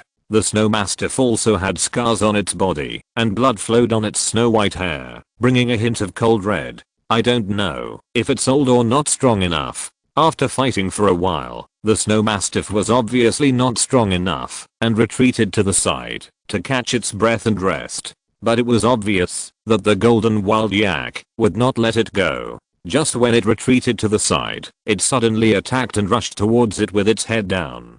The fast figure brought a whirlwind and dust flying. Seeing this, the snow mastiff did not retreat but advanced, seized the opportunity, and bit its neck fiercely. The golden wild yak's neck was immediately bitten off a bowl-sized piece of meat. I don't know if it bit a blood vessel, and blood gushed out like a spring, instantly dyeing the golden hair red. The golden yak was really angry, its eyes were bloodshot. It mooed angrily, lowered its head, and stabbed the snow mastiff with its sharp horns. The snow mastiff saw it running towards it, knew it couldn't resist, and hurriedly ran to the side.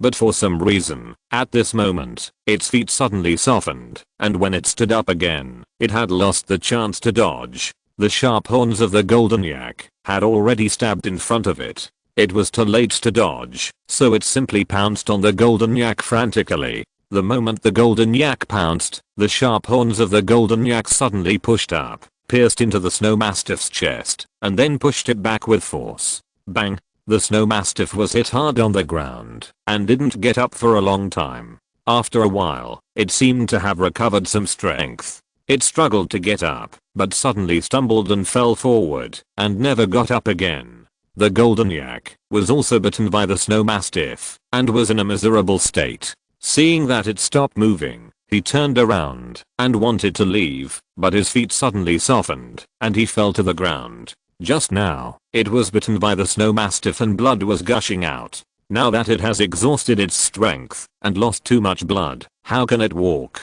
Cai Hongming hid at the top of the hill and watched for a while. After the two fighting guys fell to the ground and couldn't get up, he stood up from the top of the hill and walked down. In the eyes of Tibetans, snow mountains are sacred mountains with life. Whenever a sacred mountain marries a daughter, the most valuable dowry is the golden wild yak, which symbolizes good luck, peace, and happiness. Therefore, the golden wild yak has always been regarded as a sacred cow by Tibetans and a precious sacred beast in the Tibetan area. Everyone who sees a golden wild yak will have good luck for life. Local Tibetans are proud to see a golden wild yak. Cai Hongming had only heard of the name of the golden wild yak, but had never seen one.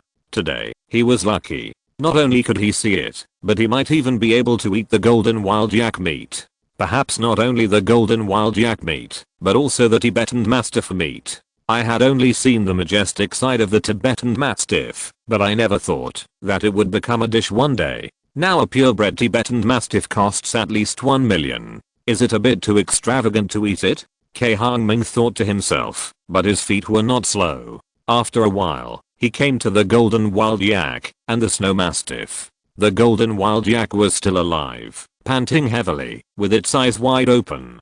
Seeing people coming, it struggled to stand up from the ground, but it was a pity that it could not move. In the end, it could only fall to the ground unwillingly, with deep sadness in its eyes. I don't know if it was thinking about its running under the sunset and the youth that was gradually fading away in its regretless life. Suddenly, a tear flowed from the cow's eyes. Cai Hongming suddenly felt a little sad for the golden wild yak and the lovely life nurtured by nature.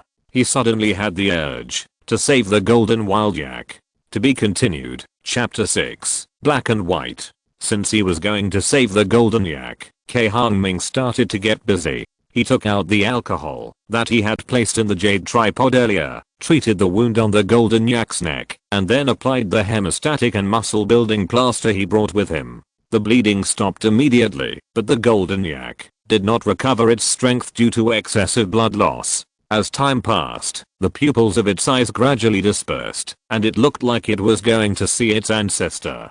Cai Hongming didn't want the results of his hard work for half a day to go to waste. After thinking about it, he took out the water-diluted jade toad liquid to feed it. He didn't know whether the water-diluted jade toad liquid was effective for the golden yak that had lost too much blood, so he just treated it as a dead cow. After feeding, he fed it some green Ganoderma lucidum. The effects seemed to be good.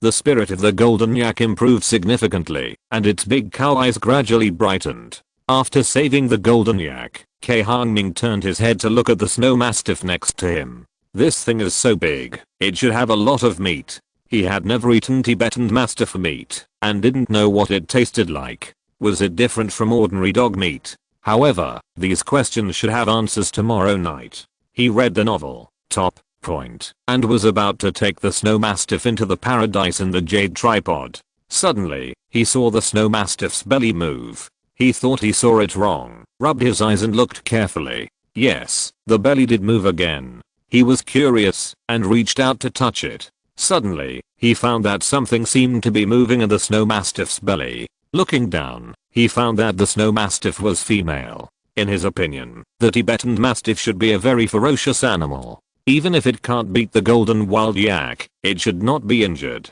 There is no reason for it to be stabbed to death by the golden wild yak. Now that he saw that the snow mastiff was a female, everything just now was explained. The physical fitness of the pregnant snow mastiff declined. So how could it be the opponent of the golden wild yak that lives in the mountains with harsh climates all year round? But he had a headache again. The snow mastiff was dead, but the little Tibetan mastiff in its belly was still alive. What should he do? This is a life. Time is urgent. If the Tibetan mastiff in its belly stays in the body of the dead snow mastiff for too long, it will slowly die. However, if he wants to take the little Tibetan mastiff out of the snow mastiff's belly, he must break open the dead snow mastiff's belly. Cai Hongming couldn't do it. He killed chickens, ducks, sheep, cows, and everything else, but for some reason he couldn't do it to the dead snow mastiff. He felt that this was a blasphemy to a great mother and an act of trampling on the soul. It was a sin. But if he didn't do it, the little Tibetan mastiff inside would definitely die. One life, one death. Of course, it's better to live than to die. But it's easy to say, but sometimes it's hard to make a decision. The little Tibetan mastiff in the snow mastiff's belly gradually stopped moving, and the situation was very critical. As a last resort, Cai Hongming could only take out the short knife hidden in the jade tripod and gently cut along the edge of the snow mastiff's abdomen. The weather was very cold, but he was sweating. This was not just physical work, but also a torment of the heart and soul. Finally, the belly was broken open. There were 3 little Tibetan mastiffs inside, 2 of which had lost their vitality, and only 1 was alive. Cai Hongming gently took it out, and tore off the placenta, cut off the belly button, and suddenly a small and cute little Tibetan mastiff, less than the size of a palm, was revealed. The little thing had 1 black eye, and 1 white eye. The body was also black and white stripes, which did not look like a Tibetan mastiff. It looked a bit like a panda. At this time, Cai Hongming suddenly felt the joy of being a father, and welcoming a new life. He felt that he should give this little thing in his hand a name. What should he call it? Panda, not good. Cat, not good. Little bear, not good either. Black and white eyes, weird. Yin and yang, not like the name of an animal. 2 tubes, vulgar. In a flash, He thought of dozens of names, but he rejected them one by one. Suddenly, his eyes lit up, and he thought of a majestic name: Black and White Evil. The Black and White Evils are black and white, and they have a fierce evil spirit, which is very suitable for this guy. So, he decided on the name of the little guy. The little guy came out before the full term. His body was thin, and he couldn't stand the severe cold outside. He couldn't help sneezing, and he was moving softly over there. Cai Hongming was scared when he saw it. He was afraid that something would happen to the little guy, so he quickly took out the water diluted jade toad liquid for it to drink. Fearing that it was not enough, he immediately broke open a remaining purple gourd and let it drink the good water that could restore the vitality of the human body. Although the little guy was small, he accepted everything and drank it readily. After drinking for a while, he remembered that the good water tasted like wine, so he couldn't let it drink it, otherwise it would burn its brain and become stupid in the future. What should I do? He quickly put away the gourd. Fearing that it was hungry, he took out the biscuits he brought, crushed them, soaked them in water, and fed them to it. The little guy was easy to feed and ate everything. After eating, he seemed to feel full and warm, and just lay on his hand and fell asleep. Cai Hongming was afraid that it would get cold, so he unzipped his clothes, put it on his stomach inside the clothes, warmed it with his body temperature, and then zipped it up again. But he didn't dare to pull it too high, for fear that it would get suffocated inside, and finally held it gently with his hands through the clothes outside, to prevent it from falling out. After finishing, he put the body of the snow mastiff into the cave paradise in the jade tripod, and planned to dig a pit inside to bury it, so as not to expose its body to the wilderness. When the black and white evil spirits grow up, they can also let it come to see its mother and brothers. After packing up, he turned around and left, planning to meet up with the big guys and let the golden wild yak fend for itself here. After walking a few steps, he suddenly felt something following him from behind. He turned his head and saw that the golden wild yak had stood up and followed him. He looked at it and wondered what was wrong with this guy. Did he want to hit him? TSK, this is too much of an ingratitude. Thinking of this, he hurriedly became cautious. But after a while, he didn't see the golden wild yak trying to hit him. He didn't feel strange in his heart. As long as it didn't hit him, it would be fine. What he was afraid of was that, as soon as he walked, this guy would rush up and hit his butt, and that would be the end. So, he walked forward a few steps carefully and lightly, and only when he saw that the golden wild yak didn't move did he continue to walk forward with confidence. Not long after walking, he found that the golden wild yak followed him again. When he walked fast, it also walked fast. When he walked slowly, it also walked slowly. What does this guy mean by following him? Cai Hongming was confused. He had to stop and turned around to communicate with the golden wild yak. Brother NIU, why are you following me? Go back to where you came from. Find your mother and your father. Don't follow me. The golden wild yak didn't know if it was listening to him, but it just looked at him and mooed softly. He felt like he was playing the lute to a cow. No, now it's talking to the cow. Isn't that stupid? He was too lazy to say anything. Just follow if you want, as long as you don't bump into him. So he continued to walk forward, and the golden wild yak still followed. After crossing a few mountains, he heard the voices of Hang Sheng and Sangna in the distance. It seemed that they were looking for him, so he shouted to avoid them getting anxious. Hearing the sound, they all ran over. When they got closer, they saw the golden wild yak following behind Cai Hongming, and they were very surprised. Sacred cow. Sangna saw the golden wild yak and shouted suddenly, "What sacred cow?" Cai Hongsheng asked curiously beside him. The master said that the golden wild yak is the dowry of the daughter of the sacred mountain, which can bring good luck, peace, and happiness to people. Whoever sees it will be lucky for life.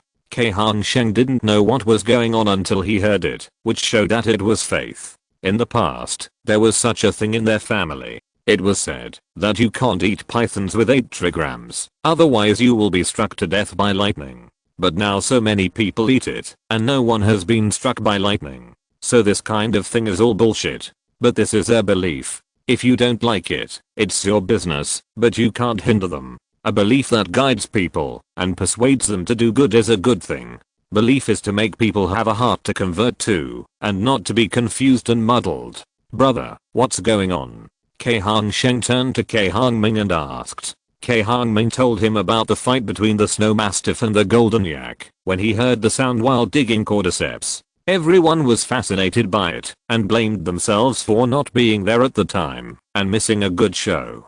Brother, what about the little Tibetan mastiff? The kind Sangna couldn't help but worry about the little Tibetan mastiff taken out of the snow mastiff. Here, Cai Hongming unzipped his zipper to let her see. I named it Black and White Evil. How about it? It sounds good.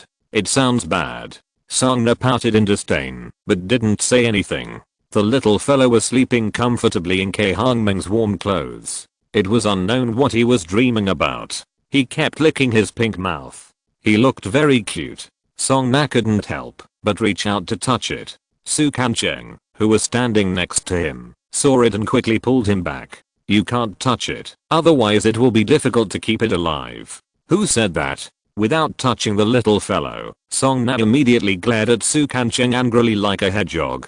The book said it. Scorching was a little afraid of Sangna. After being glared at by her, he quickly said weakly, the book says that newborn puppies have low immunity. If they are often touched by people, they will be infected with bacteria and die. After hearing this, Sangna looked up and asked Cai Hongming, brother, is it true? It seems to be said that. Cai Hongming nodded and smiled. However, I believe that our black and white twins should not be so weak. You can touch them. It's okay. Sangna looked at the cute black and white twins and was tempted, but after thinking about it, she gave up.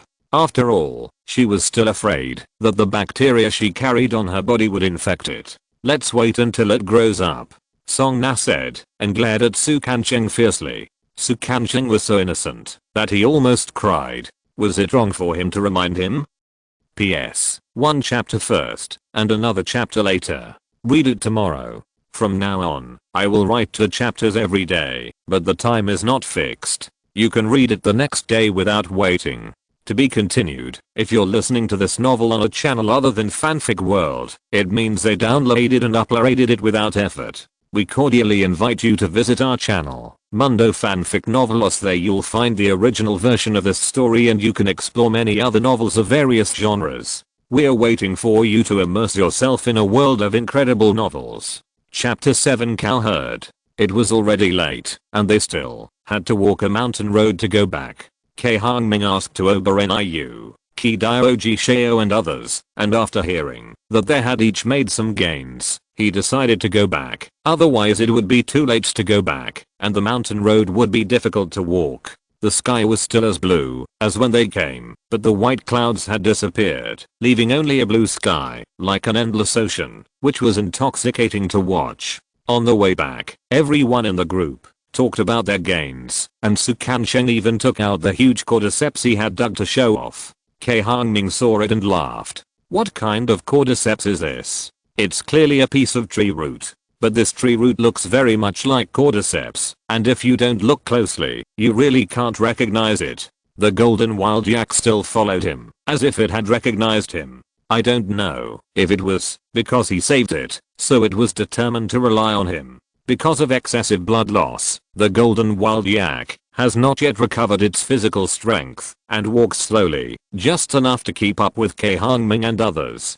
When they returned to the village, it was almost dark.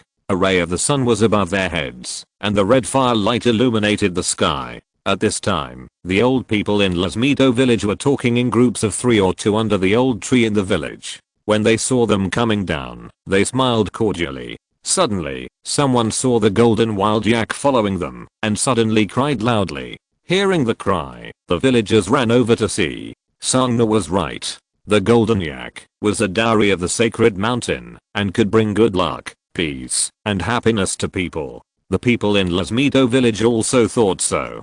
That's why they were so excited to see the golden wild yak. They all wanted to touch it and get some good luck. Unfortunately, the golden wild yak was not allowed to be touched by anyone except Cai Hongming. So the villagers turned their attention to Cai Hongming, the messenger of the sacred cow. Yes, they all thought so. Some people with good eyesight had already taken out the best refined grain from their homes to feed the sacred cow, hoping that it could go home and bring good luck to their families. However, the golden yak was not grateful. It would not eat anything given by anyone except Cai Hongming. Finally, everyone looked at Cai Hongming and asked him for help. Under the attentive and eager gazes of all the villagers, Cai Hongming had to obey the public opinion, appease the golden wild yak, and let them touch it, and took it to visit each household.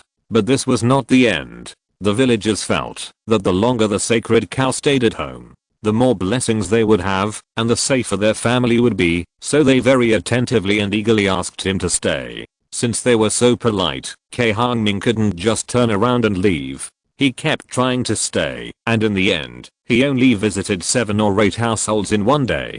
Fortunately, there were only dozens of households in Lasmido village, otherwise he didn't know how long he would stay. It was just that he had planned to go back after playing for 2 days, but he didn't expect to stay for more than a week. On the morning of the 10th day, Cai Hongming really couldn't stand it anymore. He asked a few people to go up the mountain to dig up the wild wolfberry tree he had set his eyes on, and then said goodbye and left under the eager eyes of the villagers. Of course, the golden wild yak followed. The villagers reluctantly sent them to the place where the car stopped. Of course, Cai Hongming knew that this was to send the golden wild yak, and it had nothing to do with them. In the past few days, he took the yak to visit, fed the yak, and with the help of the villagers, he gave this sloppy guy who was mixed in the plateau a bath. He felt like a cowherd. On the way back, because he was holding the black and white demons in his arms, he couldn't drive, so he had to let Tuobereniu do it for him. Cai Hongming looked at the little guy lying comfortably in his arms. It was cute and very adorable. In the past few days, he took the golden wild yak to visit everywhere. The little thing was also very well behaved. It didn't make much trouble. It also asked the villagers for a lot of milk to drink, and drank a lot of milk all day. What is the happiest life? It is undoubtedly like this little guy, eating when full, and sleeping when full. When leaving, the villagers politely sent a large bucket of milk. Because he had to feed the little guy, Cai Hongming had to accept it shamelessly.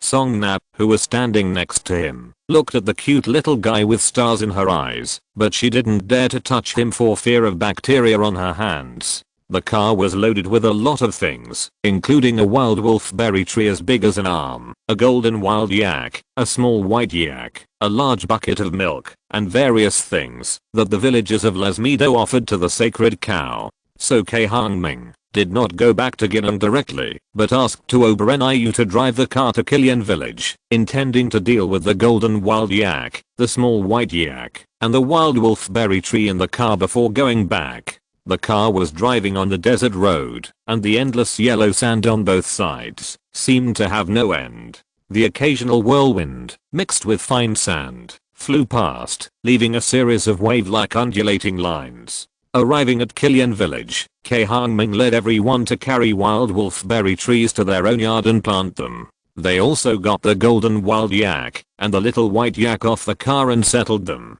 Then they took Uncle Shafu to meet the golden wild yak and let Uncle Shafu feed it in the future. After everything was done, they set off again and headed for Gilong County. It was summer and the weather was getting hotter and hotter. They were all wearing thick down jackets in Lasmido, but when they got here, it was like entering a hot furnace. They were so hot that they quickly took off their clothes. The car stopped at the door of the clinic. The group unloaded the things in the car and took out the cordyceps sinensis they dug in the hall to show off. Sukancheng was even more arrogant and took out his huge cordyceps sinensis to show off, which scared Cai Hongming's mother Ma Luanfeng. But after all, she had seen a lot of cordyceps sinensis, and after a closer look, she found something wrong. Isn't this cordyceps sinensis? Of course not. Have you ever seen such a big cordyceps sinensis?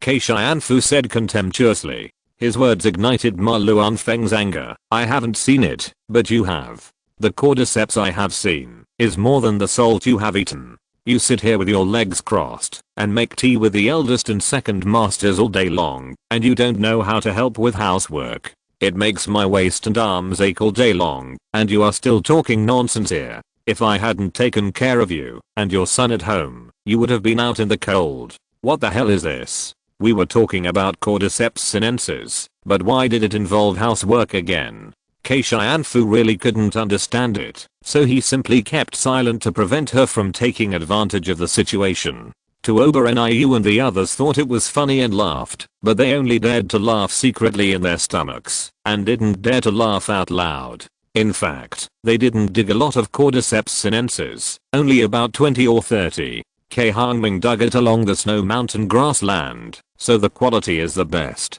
Su Kansheng's quality was the worst, but he didn't care at all, because he dug up a huge cordyceps sinensis. Although it was just a tree root, it was enough for him to show off. After making some tea, and talking for a while, they left to do their own things. Tuoba Niu wanted to drive the car away, and Cai Hongming followed him. He didn't know what happened to the car he asked Tuoba Niu to modify last year, so he wanted to go and see it.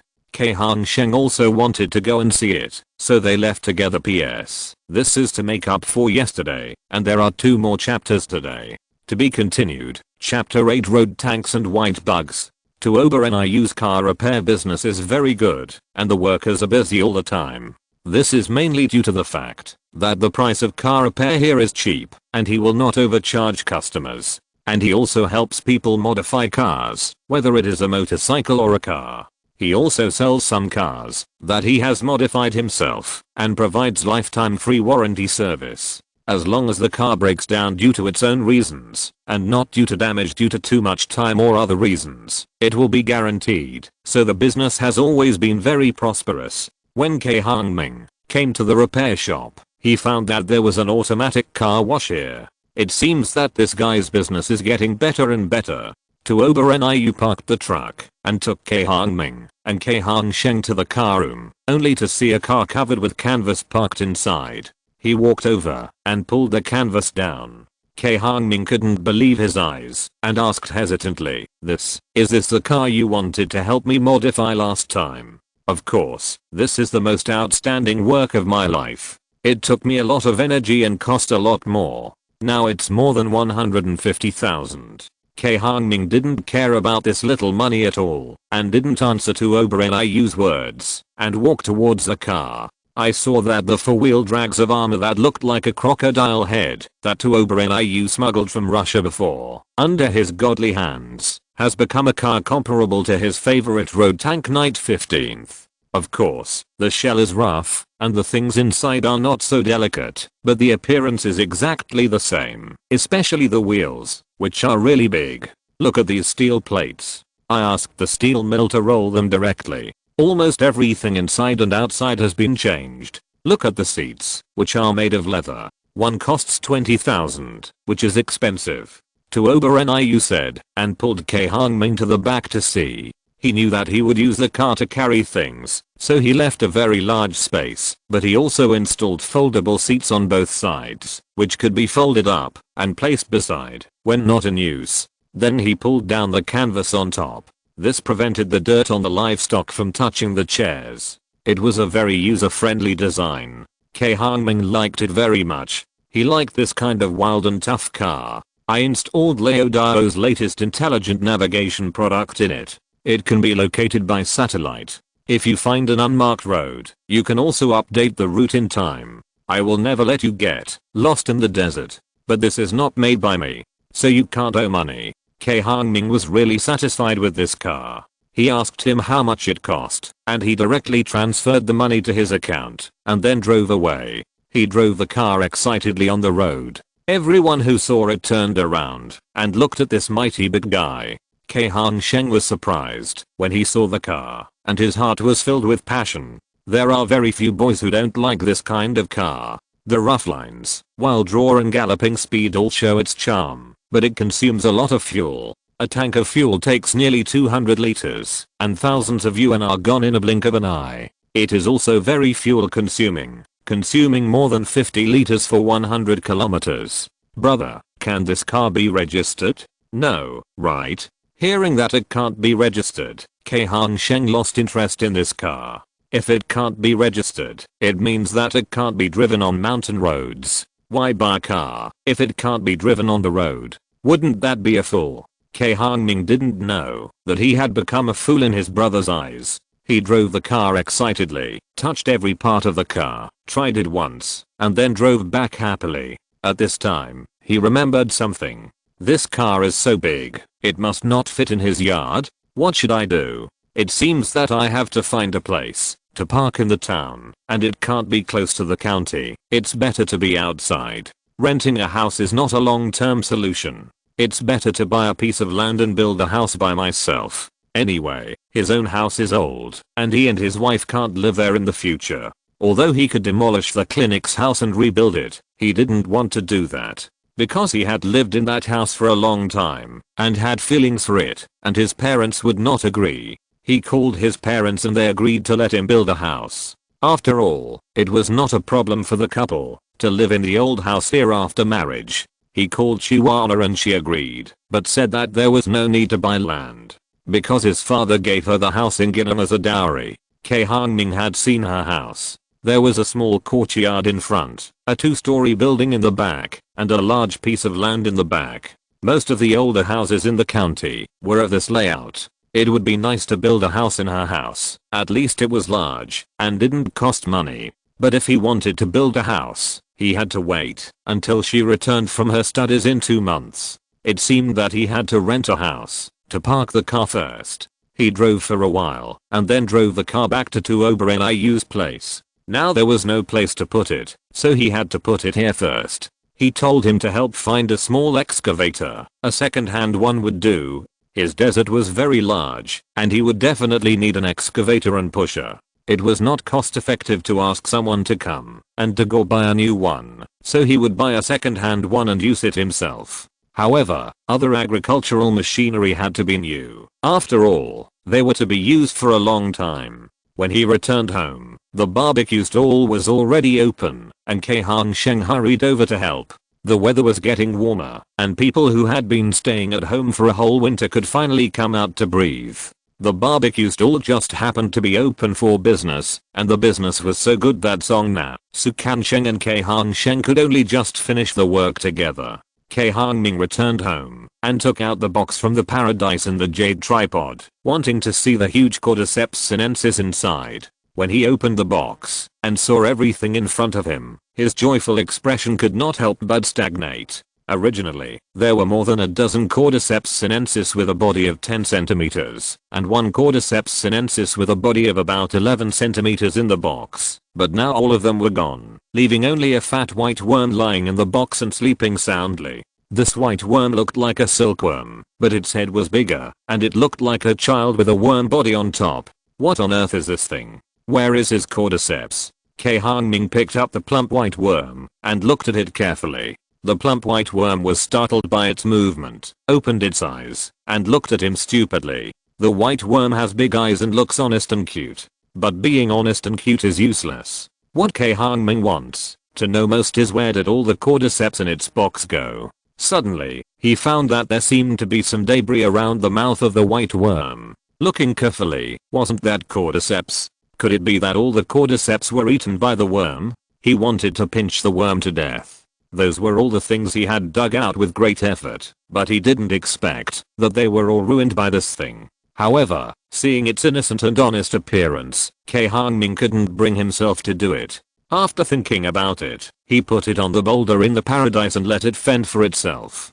To be continued, please search. The novel is better and updated faster. Chapter 9 Construction begins. After leaving the paradise, Cai Hongming still felt uncomfortable. He didn't expect that such good cordyceps would be eaten by the fat white worm. He didn't know where it came from. Could it be parasitic in the cordyceps sinensis? He originally planned to take some of those top quality cordyceps to treat his friend Jidong's injury, but now he can only use ordinary cordyceps. He found the method of treating tendon and bone injuries in the book his grandfather gave him, which is internal and external application. The external application is the dragon and tiger interruption paste made from dragon bones, tiger bones and other good things. Although there are only 2 words difference between it and the dragon and tiger forged jade paste he made, the effect is very different. In the past, when there was no surgery to connect broken limbs, the dragon and tiger interruption paste was a life-saving medicine. As long as the interruption paste was applied to the broken wound and connected, it was rarely ineffective. However, the procedure for refining this medicine is very complicated, difficult to make, and the herbs to be selected are also very demanding. So few people in their family know how to make it. Most of them rely on the little things left by their ancestors, which have now been used up. If they want to use it, they must refine it again. This is just for external application. Internal use is even more amazing. Tiger meat must be stewed and cooked with various precious herbs to stimulate the blood and activate the muscles and bones. Maybe some people say that killing tigers is illegal now, but in fact, this idea itself is stupid. There are many private farms that raise tigers now. Tigers are already something these private farms secretly use to buy and sell. Why kill them by hand? Otherwise, where do the tiger bones in traditional Chinese medicine come from? Their family has been practicing medicine for generations, so of course they have relevant channels. Cai Hongming has already placed an order, and I believe that soon a batch of tiger meat and tiger bones will arrive. After dinner in the evening, he went to the barbecue stall. Now he has handed over the barbecue stall to Su Kansheng and Song Na, letting them take care of it themselves, familiarize themselves with everything, and prepare for the next store. The barbecue stall was filled with the aroma of meat and was bustling with people. Before he got close, Cai Hongming heard a bunch of people playing finger guessing games, drinking and laughing over there. Cai Hongsheng was grilling lamb skewers over there seriously. After practicing for a while, he was already familiar with everything about the barbecue stall. He also learned how to grill, but his skills were still not very good. Cai Hongming walked up and picked up a lamb skewer he had just grilled and ate it. He felt that the heat was not enough and the real taste had not come out. It was a far cry from Su Kansheng's skills. Compared with himself, that was even more needless to say. Brother bird, come here, come here. Zi Weifeng waved to him enthusiastically. Cai Hongming walked over and asked, what's the matter? I can't ask you to drink if there's nothing to do. Really? Come on, let's drink a bottle. As he said that, Zi Weifeng picked up a bottle of wine and wanted to challenge him. Cai Hongming was not interested in this. Besides, he had just eaten a full meal and had no stomach at all. You drink it yourself. I just ate a full meal and can't drink. Although he couldn't drink, the lamb skewers were still edible, so he grabbed a few lamb skewers and ate them without hesitation. Zi Weifeng rolled his eyes. I heard you went to dig cordyceps. Did you dig any? Of course I did, and they are of very good quality, but the ones Su Kansheng dug are the biggest. I'll ask him to bring them to you someday, so you can see them. Just as Su Kansheng was walking over with something, Cai Hongming said, little fatty, bring your cordyceps to Himi and Feng in a few days. I'm working on it. I'll bring it over when it's done. Brother Feng, you'll be shocked when you see it. Su Kansheng said with a grin. TSK, you want me to be shocked? That's hard. Zi Weifeng said indifferently. I also went to collect cordyceps today. I was lucky and collected an 8cm cordyceps king. Someone offered 2,000 yuan directly, but I didn't sell it. Brother Feng, your cordyceps is just a caterpillar compared to mine. Su Kansheng gestured and turned away. Zi Weifeng didn't believe it and asked Cai Hongming, are there cordyceps that big? Yes, Cai Hongming said seriously. He laughed so hard in his heart, and he didn't know what his expression would be when he saw the cordyceps-like root that Su Kansheng brought. Jidong's hands could already hold some lighter objects under Cai Xianfu's treatment, but he couldn't lift heavy objects. The treatment up to this point was the greatest effect, and Cai Xianfu was powerless to do anything else. So, he came to Cai Hongming to ask about management matters, and brought a few comrades with him. His comrades were all from Wuhan, some from Inner Mongolia, some from the northeast, and some from the local area, a total of 5 people. Cai Hongming was very satisfied with the results. He had almost finished preparing these days, and had given instructions for things here. The next day, he took them, along with the bulldozers and engineering teams that had already been contacted, and the group headed to Kilian village in a mighty manner. Jidong and his comrades sat in Cai Hongming's new car, looking around curiously. Hongming, where did you buy this car? Jidong asked. It's a modified one. How about it? Domineering. Cai Hongming smiled proudly. It's domineering, but I guess you can't drive on the road. You have to be careful of being caught by the traffic police. It's okay. Anyway, I'm not going to the city. I'll just play here. Who will catch me? Even if they want to catch me, can their car run as fast as mine? Cai Hongming said arrogantly. If his car speeds up, it will run like the wind, very fast. If he is really chased closely, he will go into the desert and no one can catch him, so he is not afraid at all. After arriving at Killian village and having lunch, everyone started to work. The bulldozer began to push the thick sand on the ground, and the engineering team began to lay the foundation and build houses according to Cai Hongming's idea. First, a tin house should be built to accommodate the white yaks and ostriches that have been ordered from the breeding farm. As long as the house is built, they can notify the farm to transport the yaks and ostriches to raise them. For a while, Killian village became busy and lively. The tin house was built in about a week, covering a very large area. White yaks are cold resistant, so there is no need to install any insulation measures in the house, but ostriches are afraid of cold and need heating facilities, otherwise they will be in trouble in winter. After another week of busy work, the house can finally be used to accommodate white yaks and ostriches. Cai Hongming made a phone call, and the people from the farm delivered the white yaks and ostriches the next day. At the same time, the engineering team poured a house frame opposite the iron house, where the white yaks and ostriches were raised. That is the future office building. The bulldozer has pushed the sand outside, and the next step is to start plowing the land, applying fertilizer, and planting rice and sweet potatoes. The agricultural machinery was delivered a few days after Cai Hongming and others came, and Jidong and his comrades, who were almost scared by the staycation, finally had work to do. They are the elites in the army, they can drive, and agricultural machinery is not a problem. So, they and Cai Hongming plowed the land and applied fertilizer, and got busy. To be continued. Chapter 10. Sturgeon. A large sum of money was spent, and in more than a month, the desert in front of Killian village suddenly blossomed with a new look. With the artificial Lake Shengui Lake dug by Cai Hongming as the center, on the right are the white yak and ostrich farms. On the hillside next to it, bulldozers have been used to push out terraces, on which sweet elephant grass and thatch brought by Cai Hongming from his hometown are planted.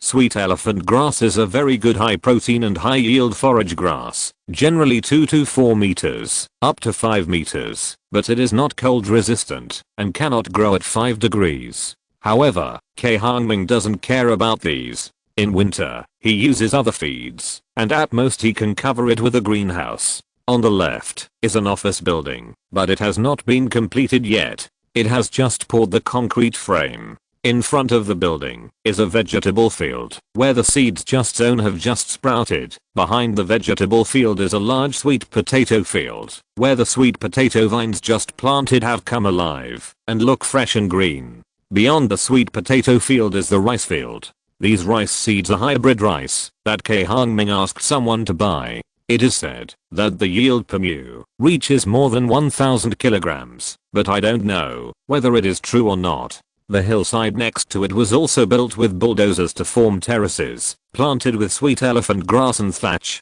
These are used as feed for white yaks, ostriches and fish. After planting sweet potatoes and rice, Cai Hongming led people to do greening. Rows of mulberry trees were planted by the Shengui Lake, and cold-resistant green grass was planted on the ground. Water plants were planted by the lake to raise fish. He specially reserved a large area of land by the lake for a beach, and planted palm trees on the beach, which looks very tropical. The northwest is dry and rainy all year round, so Cai Hongming didn't want to build a road at first, but later he felt that dust all over the sky when it was windy was not a good thing. So he built a 5-meter wide cement road by the mountain. The greening trees on the roadside are koala pears. When the pear blossoms bloom in the future, the whole Snow White is simply beautiful. In the future, Cai Hongming will prohibit cars from passing through here, and will not allow smoking and other behaviors, so as not to pollute this beautiful environment. The greening inside will be done well, and the office building will also start sandblasting on the exterior wall.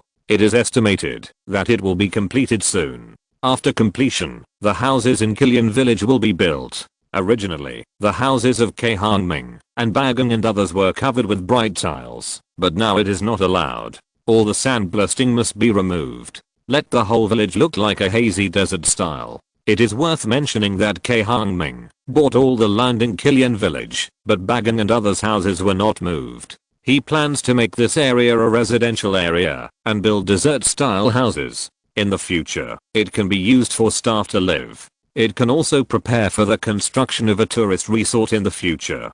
Plant rice, sweet potatoes and other things. Cai Hongming began to look outside. He wanted to build a wall outside the land he bought, that is, outside the col, where Kilian village is located, to resist the wind and sand. In the past, he wanted to use poplars, saxaul, acnatharum splendens and other things, but now he has money. Building a city wall would be a better solution.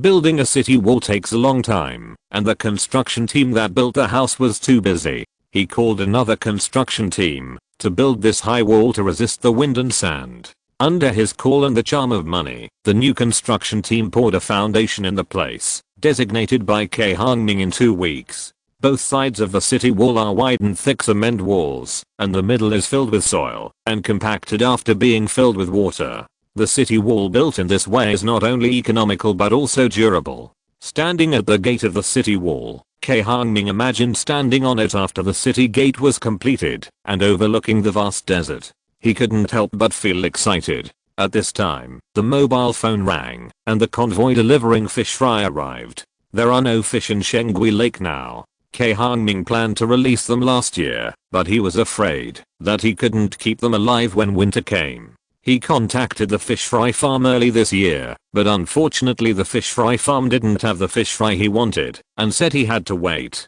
He waited for several months until a few days ago, when he called to say that the fish fry had arrived and would be delivered tomorrow. There are several vehicles transporting fish fry, all of which are equipped with large water buckets. The oxygenator is constantly running to prevent the fish in the bucket from suffocating due to lack of oxygen. The fish fry that Cai Hongming wants include sturgeon, grass carp, silver carp, and some freshwater shrimp. They are considered to be mixed breeding. Among them, grass carp, silver carp, and freshwater shrimp are very common, but sturgeon is a little more difficult. Sturgeon is also called das sturgeon. It belongs to cartilaginous fish. The species originated in the White period 130 million years ago. It is a precious fish that can only be found in the Heilongjiang River basin in the world. It is mainly distributed in the Heilongjiang River and lakes connected to its larger tributaries, especially in the middle reaches of the Heilongjiang River, followed by the distribution in the water such as the Ushiri River and the lower reaches of the Songhe River, and occasionally found in the lower reaches of the Nenjiang River. The whole body of sturgeon is a treasure. The bones are fried crispy and the meat is delicious. The fish eggs produced are carefully made into the precious food caviar. There are more than 20 kinds of sturgeons in the world. In the past, only the eggs of 3 kinds of sturgeons named beluga, ossitra and sivruga in the waters north of Russia and southern Iran were recognized as real caviar by the traditional market, which was also an important reason for the high price of caviar in the past. Among them, beluga is the most expensive. Only the roe of beluga over 60 years old can be made into caviar, which means that less than 100 beluga can meet the requirements every year. A setra must also be over 40 years old before its roe can be made into caviar. Sivruga, which has the lowest age requirement, is also required to be over 20 years old. Such harsh requirements, coupled with the high price of caviar, have led to indiscriminate killing and fishing, which has reduced these expensive caviar year by year. It was at this time that caviar from China filled this gap. In 2010, many European countries enacted legislation to ban the fishing of wild sturgeons. In that year, the global caviar production was 150 tons, and China's caviar production accounted for 8% to 10% of the total. There are several main varieties of caviar in China: Siberian sturgeon caviar, Asipensis krenkii caviar, hybrid sturgeon caviar, Russian sturgeon caviar, and Dabra sturgeon caviar. The prices per kilogram are 9,360 yuan, 10,660 yuan, 13,910 yuan, 16,510 yuan, and 22,100 yuan. At this year's APEC summit, Dabra's sturgeon caviar became a delicacy on the table, and the price has been rising all the way. So Cai Hongming wanted to raise this kind of fish, which can be eaten and sold for money, so why not? A truckload of fish was transported to the edge of Shengui Lake and dumped. Watching the fish jump into the water, Cai Hongming couldn't help but laugh when thinking about the harvest in a few years. In order to harvest fish eggs for caviar, Dabra's sturgeon must reach the age of 6. He couldn't wait that long, so he bought commercial fish that had been raised for 2 or 3 years, some 5-year-old fish, and some that were about to spawn. If I feed them with water diluted jade toad liquid, I believe that next year I should be able to catch fish eggs and make caviar. 1 kilogram of caviar costs tens of thousands of yuan, which is exciting. However, the age of 6 is not the best time to harvest fish eggs from a sturgeon. The bigger the fish is, the more fish eggs you can harvest, and the higher the price you can sell it for. PS. I said I would open the group. Anyone interested can join 214,618,691, where you can see pictures related to the book and discuss with each other. To be continued, please search. The novel is better and updated faster. Chapter 10 Tiger Meat. The previous chapter was the 9th chapter. I made a mistake. This time, not only sturgeons were transported, but also some loaches and crucian carp were placed in the rice fields and raised casually. When the rice is harvested, the loaches and crucian carp are fat and tender, which means a bumper harvest.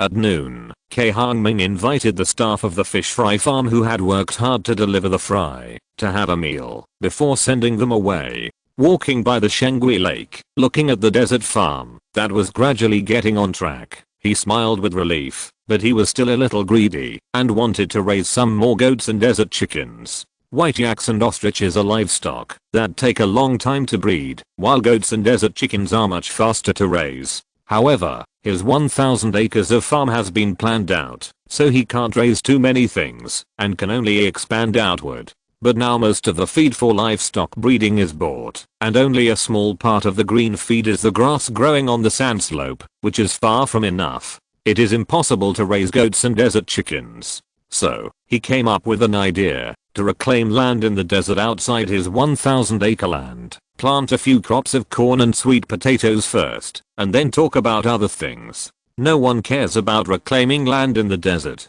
You can reclaim as much as you want, and no one will ask you for money. However, if the government needs to use this land, he can take it back if he wants, and the land you have worked hard to cultivate will be ruined. That's why you need to contract and buy land, just to prevent the government from collecting some money, to make up for the loss, and to better protect your rights and interests. Cai Hongming didn't like this. He wanted to buy the desert land in front of his farm directly. This time, it only cost more than 4 million to reclaim the land, build houses and city walls. He still had a lot of more than 10 million left, enough for him to buy a few thousand acres of land. Some people may think that it is impossible to develop 1,000 acres of desert land so little, but if you think about it carefully, it's almost the same.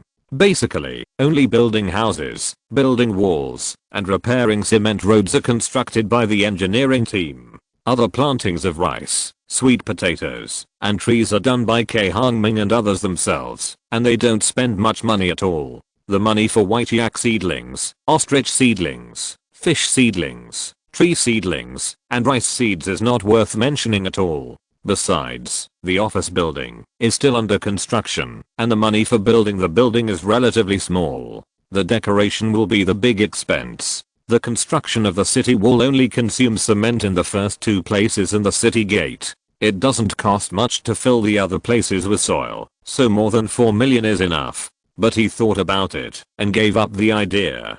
Because he would not have much money left after buying the land. What would he do in the future? So he rented the land from the county first and bought it when he had money. Renting land is much cheaper than buying land. 1 mu per year is only a few dozen yuan, and 2,000 mu is only about 100,000 yuan. After completing the land rental procedures at the county, Cai Hongming walked towards home.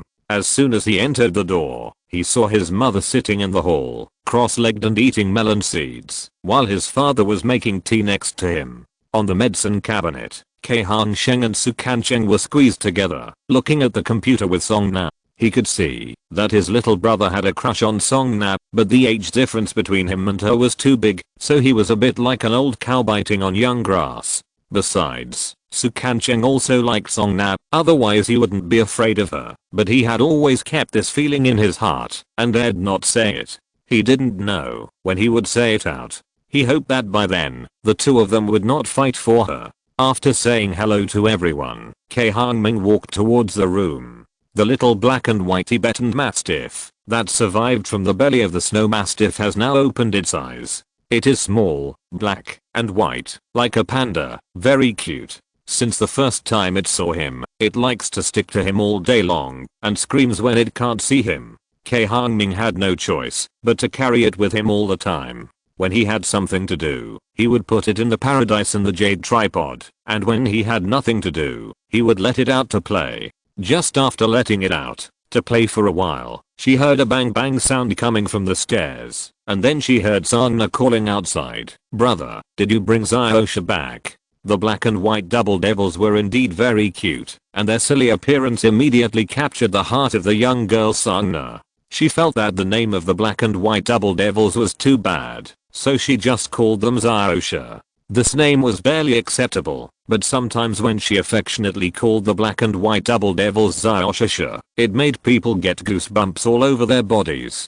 When she saw the black and white double devils jumping on the bed, she pounced over, lay in front of the black and white double devils, and pouted her little mouth, and asked in a tender voice, "Zyosha, do you still recognize Sister Sangna?" During this period, he came back often, and Sangna often played with the black and white double devils. The black and white double devils naturally recognized her, and came forward to lick her face affectionately, making her giggle. Seeing the little guy and Sangna playing so happily, Cai Hongming got out of bed, and planned to ask his dad if the tiger meat he bought had been delivered.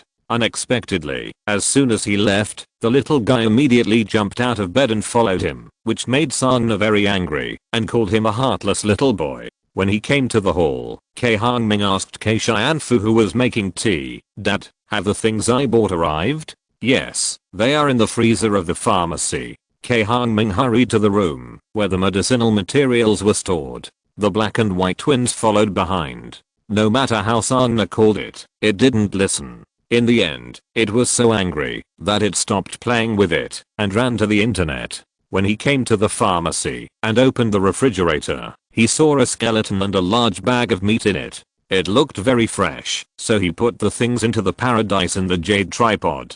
Recently, the medicinal materials for treating Jidong's arm have been collected almost, and the only thing missing is the medicine-inducing tiger meat. With it, he can start to make plasters to treat Jidong's arm. After taking out the tiger meat, he took some necessary herbs from the pharmacy. The black and white devils sniffed around in the pharmacy, but no one knew what they were smelling. Fortunately, they did not have the hobby of ordinary dogs to spread water everywhere to mark their territory, otherwise the herbs in the house would be ruined. After leaving the pharmacy, Cai Hongming walked out, wanting to buy some bread to eat. Perhaps he not only wanted to eat bread, but also wanted to see the hostess of the bakery. Feilinkin bakery has been opened on this street for a short time, and it has become famous in the county for the stunning appearance of the hostess Jinrao. All day long, there are countless bees and butterflies who go to see her in the name of buying bread, and want to get close to her and say some intimate words. Unfortunately, she rarely pays attention to people except selling bread. The enthusiasm of people is instantly like being poured with a bucket of ice water in the cold weather, and fewer people go there later. Of course, there are also those who are bold and want to have bad ideas, but after being warned by Cai Hongming one by one, they dare not mess around. Those hooligans who were always making troubles were rarely beaten by Cai Hongming. At first, it was because he beat up a local person when he was studying at school. Those people came to him one by one to make trouble. Cai Hongming had been practicing boxing since he was a child, and his blood was vigorous, so of course he would not show weakness. At that time, he was young and energetic, and with his fists and feet, the people who were beaten would at least lie in bed for a few days. No one could understand that kind of pain. After a while, no one dared to make trouble for him anymore, and his reputation as a bird brother was made in this way. In addition, his mother, who had nothing to do all day, also liked to chat with Xinjianrao, a girl who was as beautiful as a fairy. If Cai Hongming had not been married, she would definitely introduce her to her son. Luanfeng was famous in the county for being nagging and meddling. If she saw these people making trouble for Xinjianrao, everyone in the county would know it in a day, and then they would not have to stay in the county. So this was one of the reasons why no one dared to mess around. R1152 VARWOSOADCONFIG equals. Chapter 11 Hero Among Cocks. It is already midsummer. In this city on the edge of the desert, the hot weather is often so hot that it is hard to breathe. Cai Hongming walked out of the house and looked at the sky. Today, the weather was good. The sun did not shine brightly, but there was a layer of mist. With the wind blowing from afar, it felt much fresher. Turning his head, he saw Yaya standing under the awning at the door in a cool summer outfit, talking and dancing with the big rooster, as if she was teaching it to dance. Since the little girl started the kindergarten dance class, she often showed off her graceful dancing posture around. Fortunately, she taught the little boys who played with her to dance with splits. However, after teaching for a while, it seemed that these boys were a bit useless, so she turned her attention to the big rooster.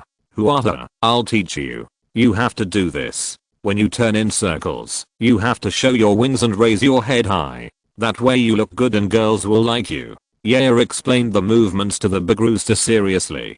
2 or 3 little boys sat next to her, leaning their heads to watch. The innocent and childish scene made Cai Hongming laugh.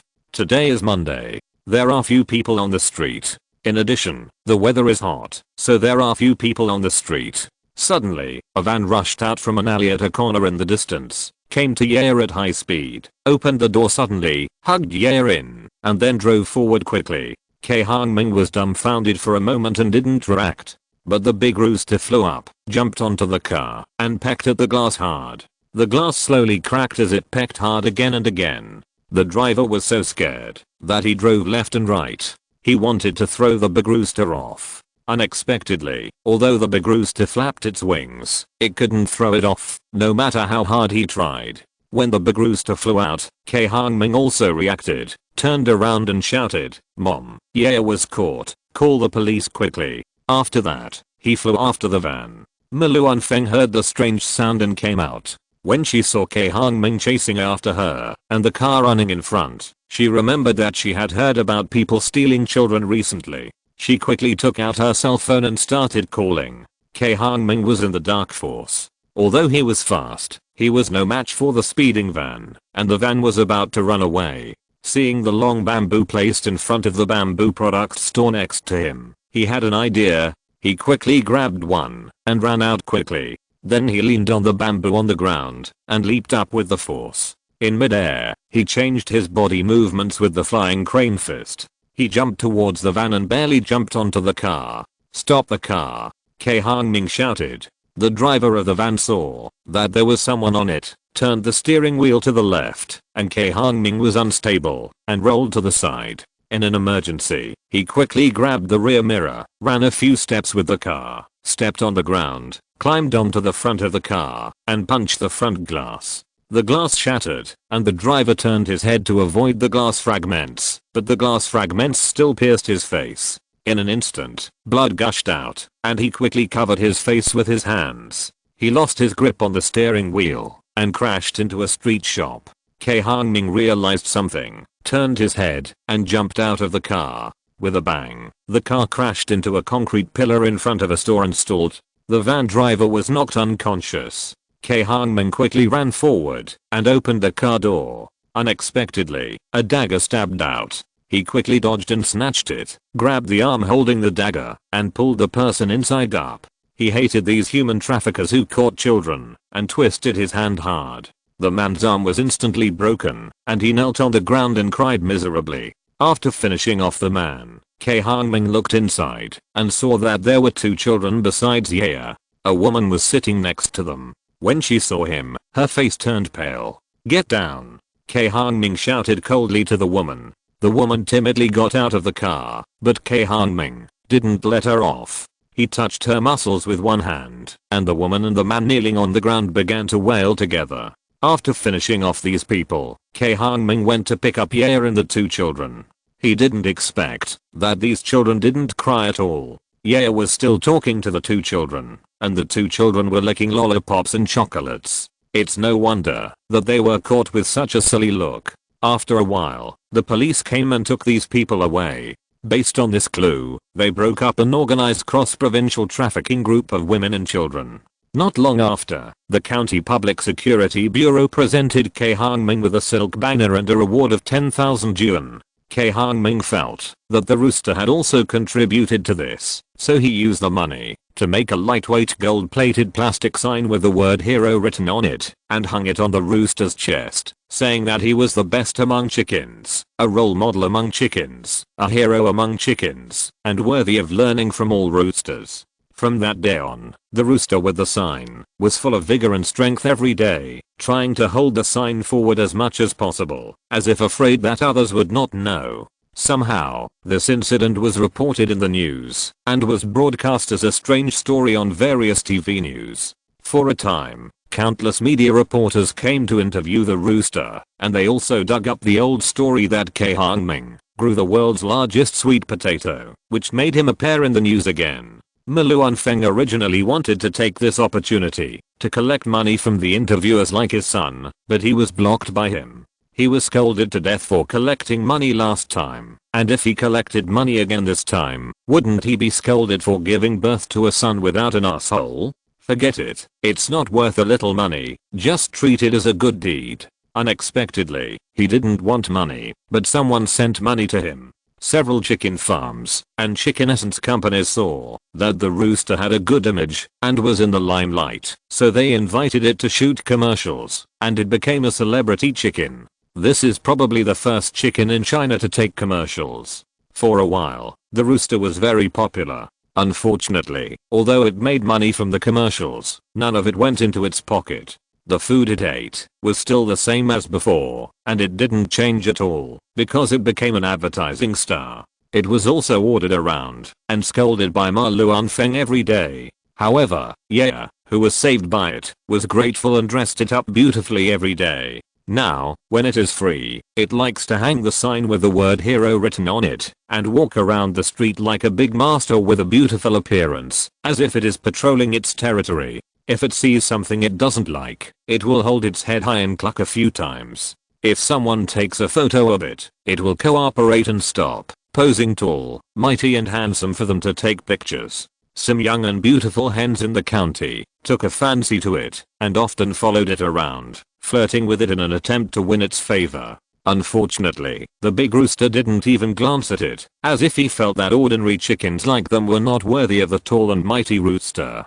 To be continued. Chapter 12, Wana returns. The vast desert generally has two forms. One is dynamic, the other is static. In the dynamic desert, the wind is frightening, the dragon is flying, the dust is everywhere, and it is difficult to see anything within 50 meters. In the static desert, however, it is calm and peaceful, with a soul-stirring beauty. When you are in the heart of the desert and look around, you will feel that the endless desert is like a vast sea, with some places as smooth as a mirror, some places with sparkling water, some places with undulating waves, and some places with huge waves. You walk in the sea of sand, and examine this solidified sea, and you can taste the different majesty and delicacy of the northwest desert and the fertile land of the south of the Yangtze River.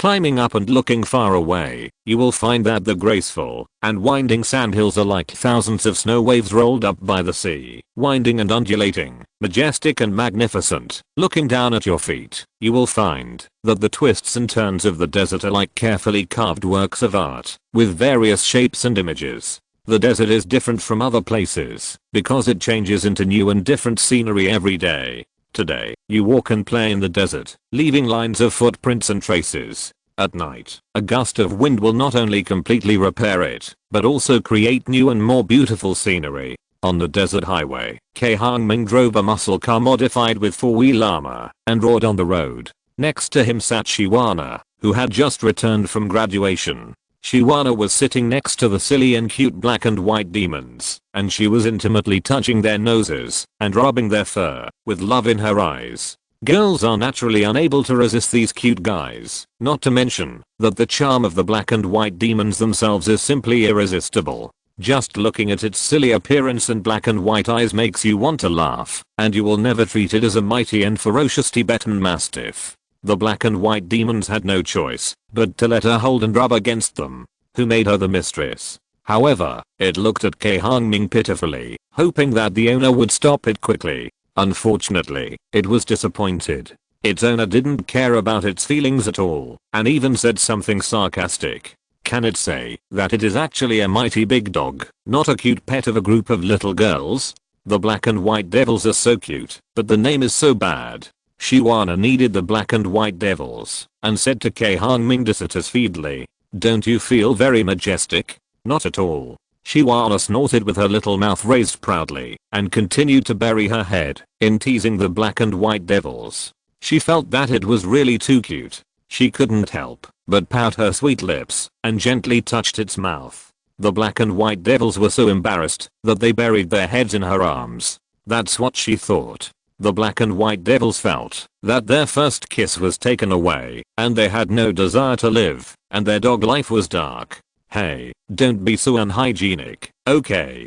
Kissed it. How do you want me to kiss you?" Cai Hongming said dissatisfiedly beside him. "Who asked you to kiss it? You are so conceited." "I just want to kiss it." "Black and white devils, come here. Let mommy kiss you a few more times." Shiwana didn't care whether the black and white devils objected or not. She just picked them up and kissed them fiercely. The black and white devils didn't want to be with her anymore and broke free from her arms and jumped onto Cai Hongming's legs. "I'm driving. Go to the back and play by yourself." The black and white devils immediately jumped to the back and found a place to lie comfortably. "You are so dirty. Remember to wash your mouth, otherwise I won't kiss you," Cai Hongming said with disgust. "I just want to kiss you." Shiwana angrily moved her mouth to kiss him. Cai Hongming quickly turned his head to avoid it, but Shiwana thought it was fun and continued to chase him. "Okay, you pissed me off." Cai Hongming stopped the car, laid the two seats flat, angrily pressed her down, and kissed her fiercely, making her pant and her spring tide flooded.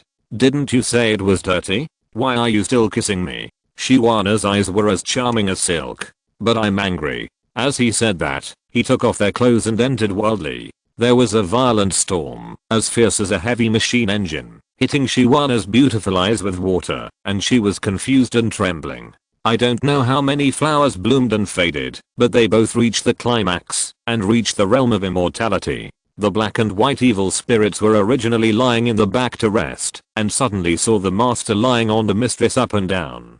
They were curious and ran over to see, but were slapped away by Cai Hongming. They had to stay in the corner and draw circles aggrievedly. The car was filled with a lewd atmosphere. After a long time, the two got up and put on their clothes. Shiwana took the torn lace and glared at Cai Hongming angrily. He smiled shamelessly. Shiwana, who had just been moisturized, had a rosy face, like a peony after the rain, rich and noble with a compelling beauty. Cai Hongming couldn't help but hug her and kiss her again. "Okay, let's drive. If you don't want to go back, I want to go back, but I do." Shiwana pushed him away angrily and said. Cai Hongming then drove and continued on the road.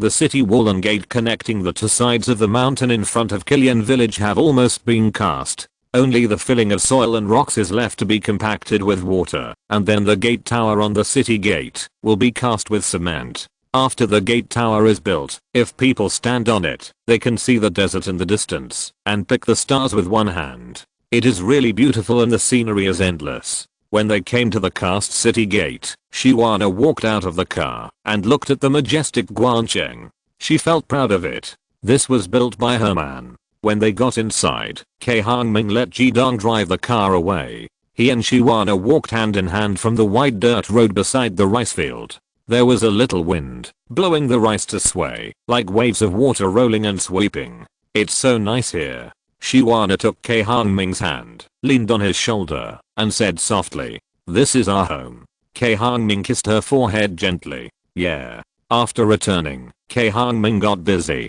After he signed the land contract with the government, he bought a bunch of cement pillars and planned to enclose the land. Unexpectedly, he couldn't find anyone to come to enclose the land, so he had to start the work with Jidong and his team. In fact, it is very simple to enclose the cement pillars. The excavator digs a pit and then puts the cement pillars down. But people are unwilling to do such a simple thing. First, this place is far from the county town, and second, the weather is hot now. No one likes to go to this place full of yellow sand, to bask in the sun and eat sand. Cai Hongming and others also enclosed the pillars for a while, when the sun went down, and it was not so hot in the morning. Otherwise, they would be killed by the sun. Jidong, we don't have enough people. See if there are any comrades willing to come. Call more. Otherwise we will always work, and we will be exhausted sooner or later. Cai Hongming said as he and everyone put the cement pillars on the car into the dug pit.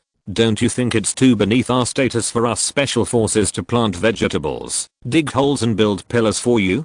Jidong couldn't lift heavy objects with one hand, so he sat beside him and gave orders. When he heard his words, he asked, touching his chin. Bullshit. If you work as a security guard and guard the door for others, you won't lose your status. If you work as a bodyguard and are ordered around by others, you won't lose your status. If you work in the government and are scolded like a dog all day long, you won't lose your status. Cai Hongming shouted immediately after hearing this and felt that his tone seemed a little harsh, so he said tactfully, look at you here, you just operate machinery, feed livestock, and grow some crops, and you can do whatever you want at other times. It's not only more carefree than working for others, but the salary is higher than that of security guards, bodyguards, and government officials. How can it lower your status? If we can make a lot of money here, I will give you dividends at the end of the year. It's much better than working for others and being scolded like a grandson. Brother Hong is right. I used to be a security guard before coming here. I opened and closed doors for people all day long. People would be nice to you in front of you, but the next moment they would say you are a guard dog, and you would be so angry that you would vomit blood. Chen Dashan, a comrade in arms called by Jidong, said with deep understanding. I was just joking. Why are you taking it so seriously? Are you itching for a beating? Jidong complained a few words, but unexpectedly he was taught a lesson by Cai Hongming, and his face suddenly darkened. If you dare, come here, I'll let you beat me with one hand. Cai Hongming smiled and said to Chen Dashan and others beside him, you don't know that Jidong was beaten to a pulp by me before, but I didn't expect that he dared to challenge me now. I really admire him. P.S. I recommend the completed novel Carrying Jade Ruai with You by the Ferryman. The book is good. To be continued. If you're listening to this novel on a channel other than Fanfic World, it means they downloaded and uploaded it without effort. We cordially invite you to visit our channel, Mundo Fanfic Novelos. There you'll find the original version of this story and you can explore many other novels of various genres. We're waiting for you to immerse yourself in a world of incredible novels. Chapter 13, Mung Bean Soup. Cai Hongming smiled and said to Chen Dashan and others beside him, you don't know, Jidong was beaten to a pulp by me before, but I didn't expect that he dared to challenge me now. I really admire him. Any man who heard his words could not tolerate it. Jidong was angry and punched him. Cai Hongming sensed something and dodged to the side. Jidong saw it, shouted, and punched and kicked at the same time. Cai Hongming's body was like a dancing crane, moving gracefully, dodging his punches and kicks one by one, and seeing if he would come again. In an instant, his fingers were grasped together, like a crane's beak, and quickly pressed towards his tendons.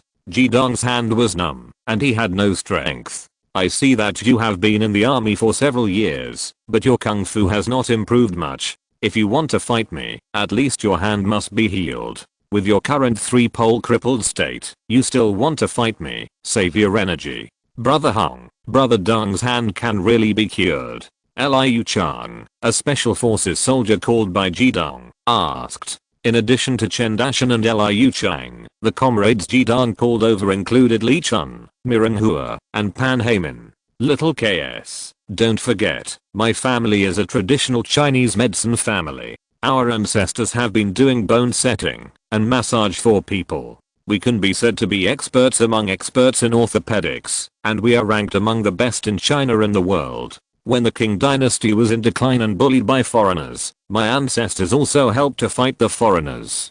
During the Republic of China, they even dealt with Sun Yat-sen, had a war, and also traveled around the foreign concessions. They are just low-key, and not very prominent. Jidong's numb hands took a while to recover. Hearing Cai Hongming's bragging without thinking, he rolled his eyes, but he didn't expose it. Anyway, it was nothing, so he just listened to it as a story. But the comrades he called over were fascinated by what he heard, and the admiration in their hearts rose up, like the sand in the Gobi Desert, endless and endless. Brother Hong, I have a comrade who had a foot injury before, and he couldn't get it cured, no matter how he was treated. Can you cure it? Liu Zhang said, my comrade has seen many doctors, but unfortunately he couldn't get it cured. When he was dating, the girl left without saying anything when she saw that his foot was not in good condition. He is very depressed now. If you can cure him, he will be grateful to you for the rest of his life. Cai Hongming didn't dare to guarantee whether he could be cured, so he said, you have to see it to know. Generally, if there is no amputation or any major injury, there should be no problem. Then I will call him right away and ask him to come over. Liu Zhang said happily. Call him. If he can't be cured, just come here for fun. The scenery here is still good. I will take you to ride an ostrich, to dig Sistance Deserticola to earn extra money next time. Can you ride an ostrich? Pan Heyman asked. Of course you can, but it can't be too fat, otherwise it will crush the ostrich. After hearing this, everyone looked at Liu Zhang. This guy didn't know what was wrong with him. He suddenly gained weight when he came here. His body, which was as thin as a bamboo pole, was now as fat as a pillar. Cai Hongming thought he was sick and took him for a full body checkup. It turned out that he was fine. After Liu Zhang finished the call, he saw everyone looking at him and asked curiously, what are you looking at? Nothing, nothing. Everyone said hurriedly. After a break, everyone was about to continue working, but they saw a four-wheeled motorcycle coming here at a high speed in the distance. Shiwana, who was driving, was wearing baggy trousers and short sleeves, wearing sunglasses, and a silk scarf wrapped around her neck fluttering in the wind. She was heroic, and had a beautiful style that made people dumbfounded. Jidong saw that the eyes of several comrades next to him were about to bulge out, so he coughed quickly and told them to be more careful, otherwise no one would be able to save them if they were beaten by the jealous Cai Hongming later, because that guy was very vicious. When several people heard the cough, they were awed, and their faces suddenly straightened. Suddenly, they looked more serious than Liu Zhang. Why are you here? When Shiwana arrived, Cai Hongming went to greet her and asked, I see you've worked so hard, so I made you some mung bean soup, and it's still iced. Go and drink it. Everyone, drink the mung bean soup. Cai Hongming talked to everyone, poured himself a bowl, and talked with Shiwana on the side. Cai Hongming drank the sugar water and praised Shiwana. You're so smart. You added shredded sweet potatoes. Of course, don't you see who I am? It's your blessing to marry me in 8 lifetimes. Shiwana said arrogantly, but she didn't dare to say that she had broken 3 stainless steel pots at home in order to cook this mung bean soup. More than 8 lifetimes. I feel like it took countless lifetimes to get it. Come on, give me a reward. As he said that, he kissed Shiwana on the face, regardless of his classmates' disagreement. Hateful, so dirty, they're all watching? You're so shameless. Shiwana pushed him away, wiped the saliva off her face and said shyly. Cai Hongming turned his head and saw that everyone was drinking sugar water and didn't see it. It's okay, they can't see it. Little did they know that Jidong and the others were envious and jealous, and they almost drew circles to curse them for showing off their love and dying soon. When they finished eating, Shiwana called the black and white twins lying on the side to go back together. Unexpectedly, the black and white twins not only didn't go over, but ran away. They didn't want to be hugged and kissed by the mistress all the time, which was painful. Shiwana was so angry that she blamed everything on Cai Hongming, the master, and beat him up. After Shiwana left, Cai Hongming and others continued to dig holes and erect cement pillars. After all the cement pillars were erected, Achnatharum splendens would be planted outside to stabilize the sand, and then camel thorn would be planted next to the cement pillars, and then barbed wire would be pulled between the cement pillars. to prevent people from coming in or the livestock inside from running out. After finishing, Cai Hongming also planted several rows of poplar trees inside to green the land, which was considered to be enclosed. After everything was done, he asked people to drive out the ostriches and yaks inside and keep them outside. He mainly used the iron house inside to keep the livestock for the winter, and he didn't want to keep them inside. Cai Hongming used the rest of the land to grow corn and sweet potatoes to feed the livestock. In this way, he didn't have to spend money on feed and could barely be self-sufficient. Days passed, and the crops grew day by day, and it was green. After dinner, Cai Hongming and Shiwana walked hand in hand on the cement road in front of Kilian village. Shiwana took a deep breath, looked at the twinkling stars, and said, "It's so nice here." "Of course, your husband is here," Cai Hongming said arrogantly. "You're so conceited." Shiwana rolled her eyes at him, her expression flying. In front was the Shengui Lake, and there was a green area by the lake.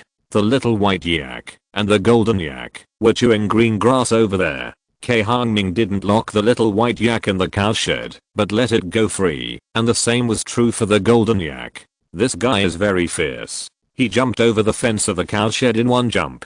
He didn't want to let him go, because he couldn't keep him in. The golden yak saw Cai Hongming, raised its head, and called out as a greeting, and then continued to eat grass with its head down. The little white yak came over and rubbed against Shiwana affectionately. Shiwana liked the little white yak very much. She felt that it was like a little girl, so she washed it clean every day, combed its hair beautifully, tied a red rope on its horns, and hung a string of bells around its neck. It jingled when it walked, and it was full of joy. R1152 VARWOSOADCONFIG = Chapter 14, Picking Stars. The moon was bright and the stars were sparse, and the breeze was blowing. $. Cai Hongming and Shiwana walked hand in hand by the turtle lake, followed by the little white yak and the black and white demons. The little white yak seemed to like the black and white demons very much and stretched out its tongue to lick it intimately. Unfortunately, the black and white demons did not appreciate it at all and hid far away. The moonlight sprinkled on the lake, reflecting a bright moon. The breeze swept, and the bright moon in the lake suddenly rose and fell with the waves and twisted. By the lake, under the palm trees on the artificial beach, the huge dragon turtle stretched its head to look at the moon. It was not known whether it was thinking about something, or as the book said, it was swallowing the essence of the moon to practice. Cai Hongming had heard about the dragon turtle from Beigong, but this was the first time he had seen it after coming here for so long. Looking carefully through the brilliance of the moon, he found that the head of the dragon turtle really looked like the legendary dragon head, but the horns on its head looked a little shorter and tenderer, a bit like new sprouts that had just grown. The dragon turtle seemed to dislike seeing people. When it saw Cai Hongming and Shiwana, it immediately dived into the lake. Cai Hongming and Shiwana continued to walk forward. Shengui Lake was located to the right of the center of the 1,000 acres of land that Cai Hongming had bought. To the left were green rice fields and neatly arranged sweet potato fields.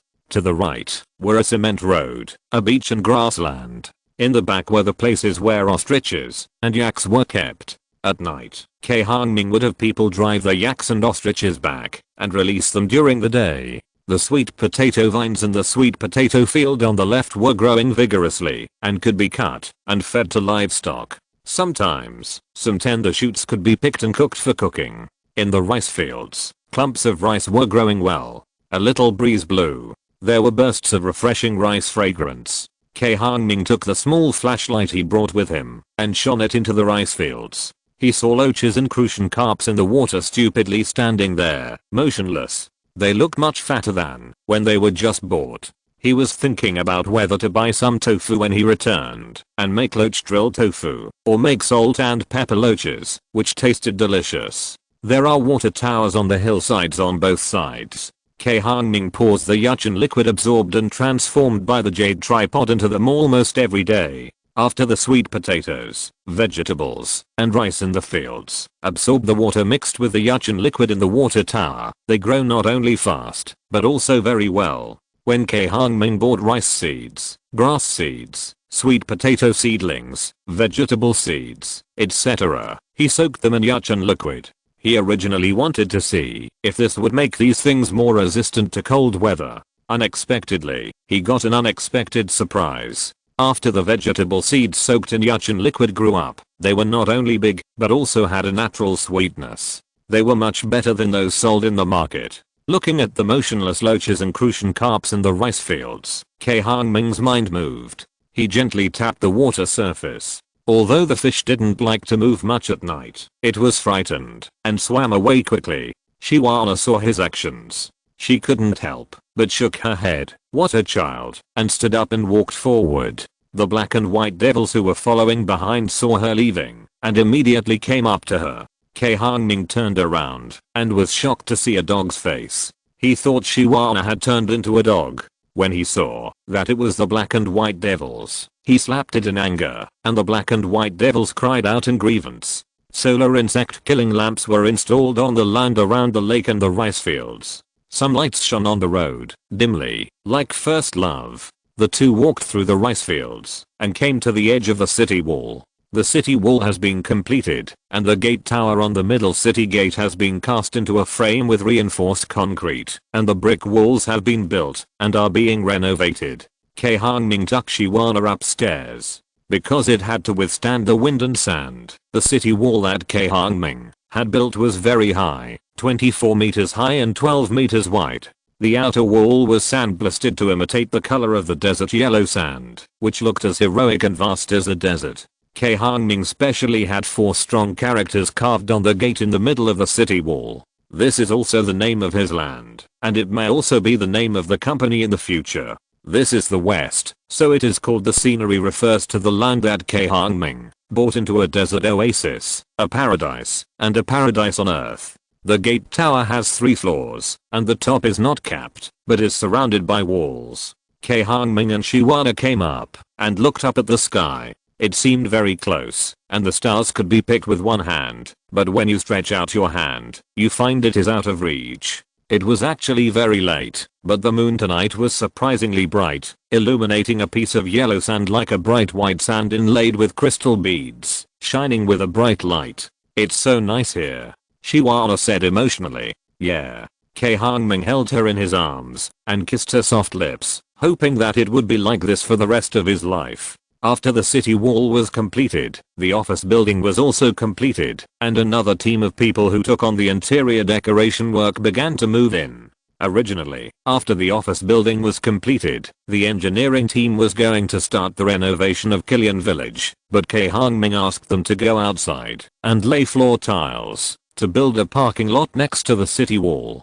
Cai Hongming had an idea. In order to avoid affecting the crops and fruit trees planted inside, all vehicles coming here could not pass through, including his own cars. Of course, his own cars could be parked inside. So, he wanted to build a large parking lot under the city wall to avoid having to park. After the parking lot was built, he started planting trees. First, he dug out the useless poplars in Killian Village and planted them next to the parking lot. Then he planted a piece of Halaxylan amodendron, which can parasitize stench and resist wind and sand, and then planted a piece of whitethorn, which can parasitize cinnamorium. After the 2 plants were planted, he pretended to go out to pick up the truck carrying the giant column cactus, but in fact he secretly took the giant column cactus bought from his hometown in southern Fujian out of the paradise in the jade tripod. After the large and small giant cacti were planted, it was spectacular to look down from the city gate tower.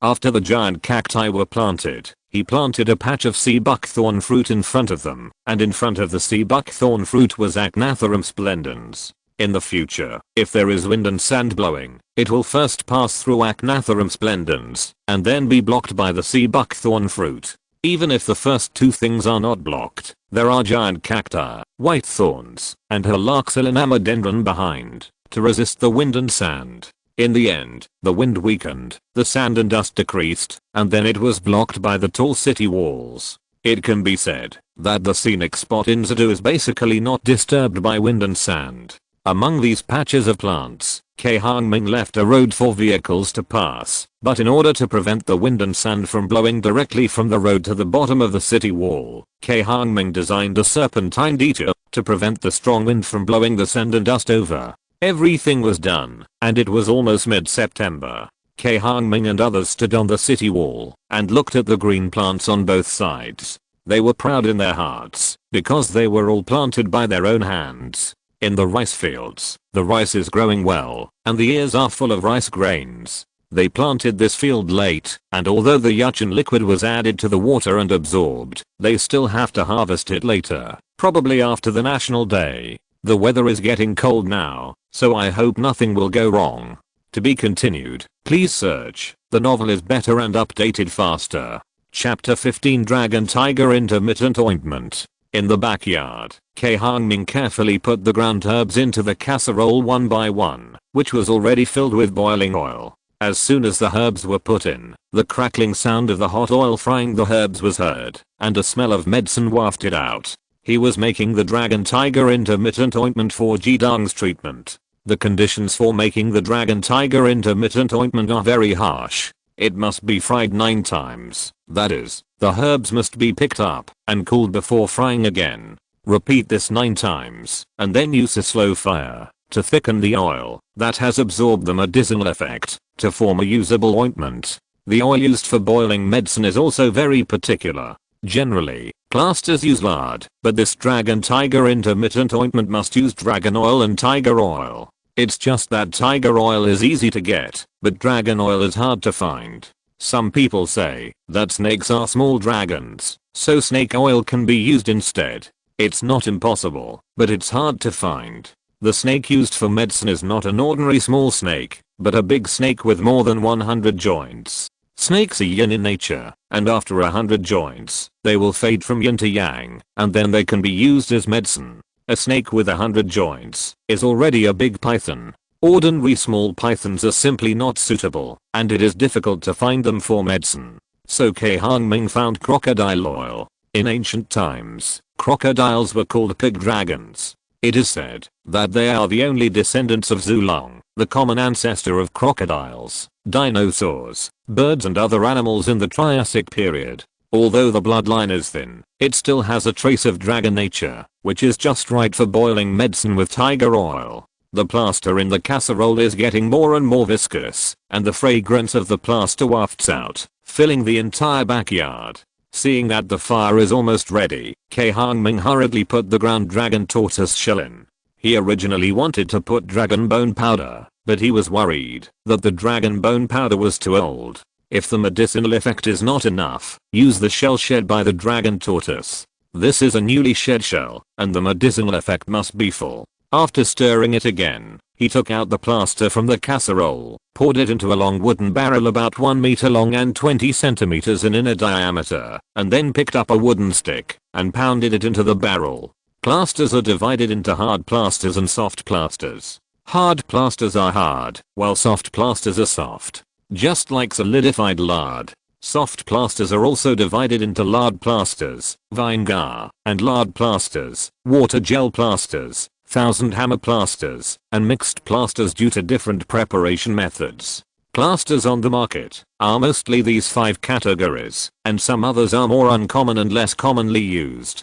Dragon and tiger intermittent plaster is a more uncommon one. Because of the pursuit of efficacy, the medicinal materials used in dragon and tiger intermittent plaster must be wild medicinal materials that have been around for more than a year. The oil is also not ordinary. That's why the efficacy is so amazing. Its harshness is not only reflected in the medicinal materials in the boiling method. When it is boiled and applied to the wound, it must be dragon and tiger skin, otherwise the full efficacy of this plaster cannot be exerted. You know, most of the plasters on the market are made of resilient paper and cloth. The more arrogant ones use dog skin and donkey skin. I have never heard of tiger skin and dragon skin, but this plaster requires this. Because after the dragon and tiger intermittent plaster takes effect, it will generate a lot of heat. When the dragon and tiger skin is used to apply the medicine, when the heat rushes to the dragon and tiger skin, the dragon and tiger skin will be fumigated by the heat and the medicinal properties in the skin will be added to it, which is equivalent to adding a chip to heal the wound to the plaster.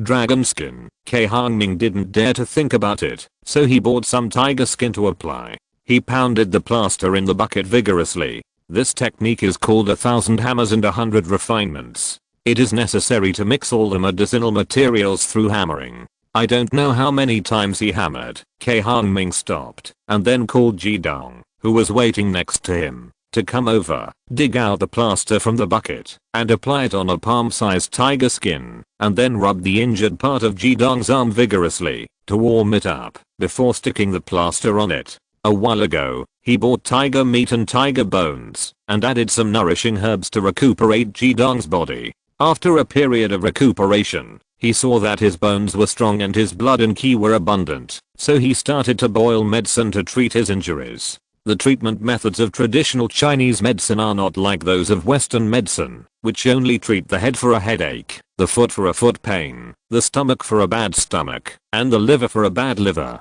It finds the source of the disease, conducts demonstration and research, and then cuts off and removes the disease from the source to cure the disease. Cai Hongming treated Jidong's arm injury in the same way. After Jidong was injured, his body was weak, so he adjusted his body. When his body recovered, he started treatment. Sometimes people will grow bone spurs, which is bone hyperplasia.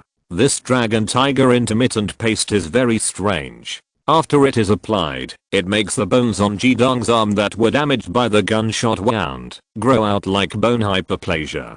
During the period of bone growth, a lot of nutrients are needed to promote bone growth, so a lot of tonic is needed. This is like putting air from a full balloon into another connected balloon. If there is not enough air, you need to add air. However, when Cai Hongming was recuperating for Jidong, the tiger meat was almost used up, so he planned to take people into the mountains to catch wild boars tomorrow to replace it. Last year, the wild boars seemed to know how delicious sweet potatoes were after they ravaged his sweet potato field on the mountain. They would come to ravage from time to time and almost ate up all the sweet potatoes he planted on the mountain. So he wanted to take people to clean up and exercise at the same time. In addition, everyone was almost suffocated after staying inside and working hard for a while, so he planned to take them out to vent. Wow, it's so hot and itchy. Hongming, are you okay? After applying the plaster for a while, Jidong felt that the area where the plaster was applied was slowly getting hot, and the heat gradually spread to the entire arm.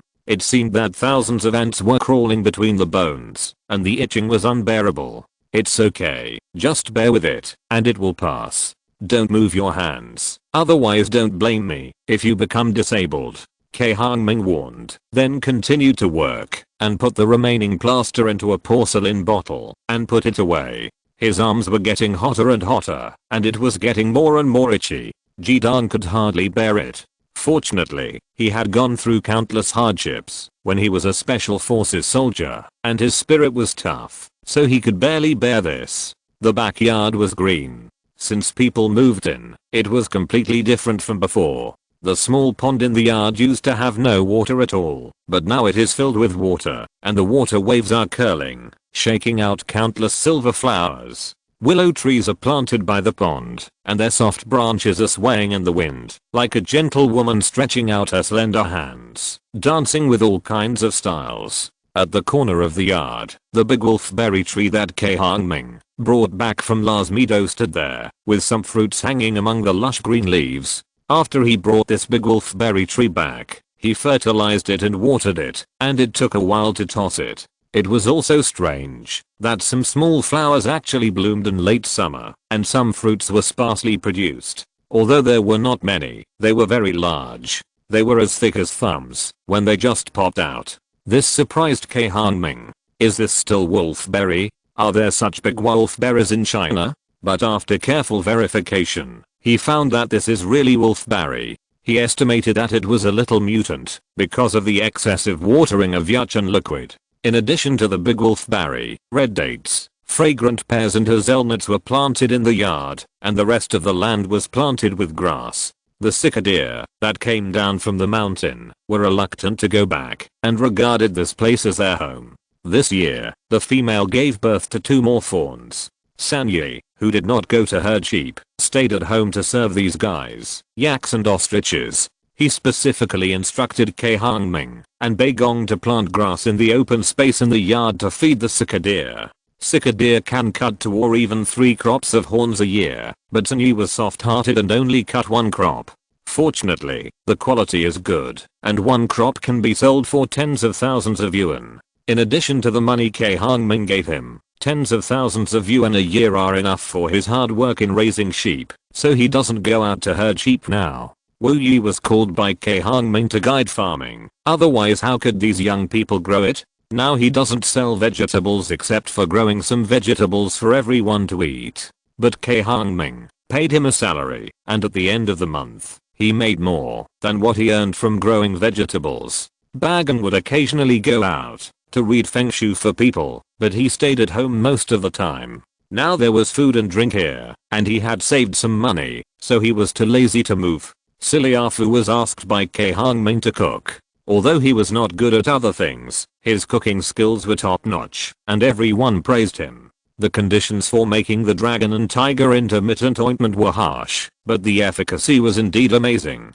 In just one night, Jidong's arm, which was originally sore when pinched, was healed.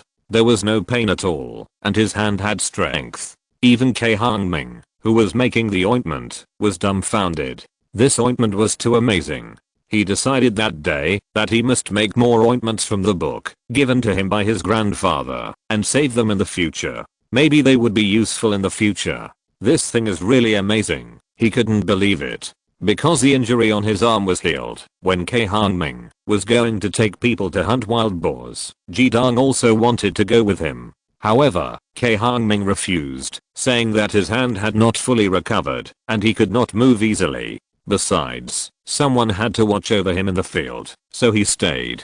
To be continued. End of this chapter. Thank you very much for reaching the end. Don't forget to like. Looking for more exclusive content and immediate access? Subscribe to our Patreon. Remember, every like, subscription, or donation encourages us to continue. Thanks to everyone. See you in the next video.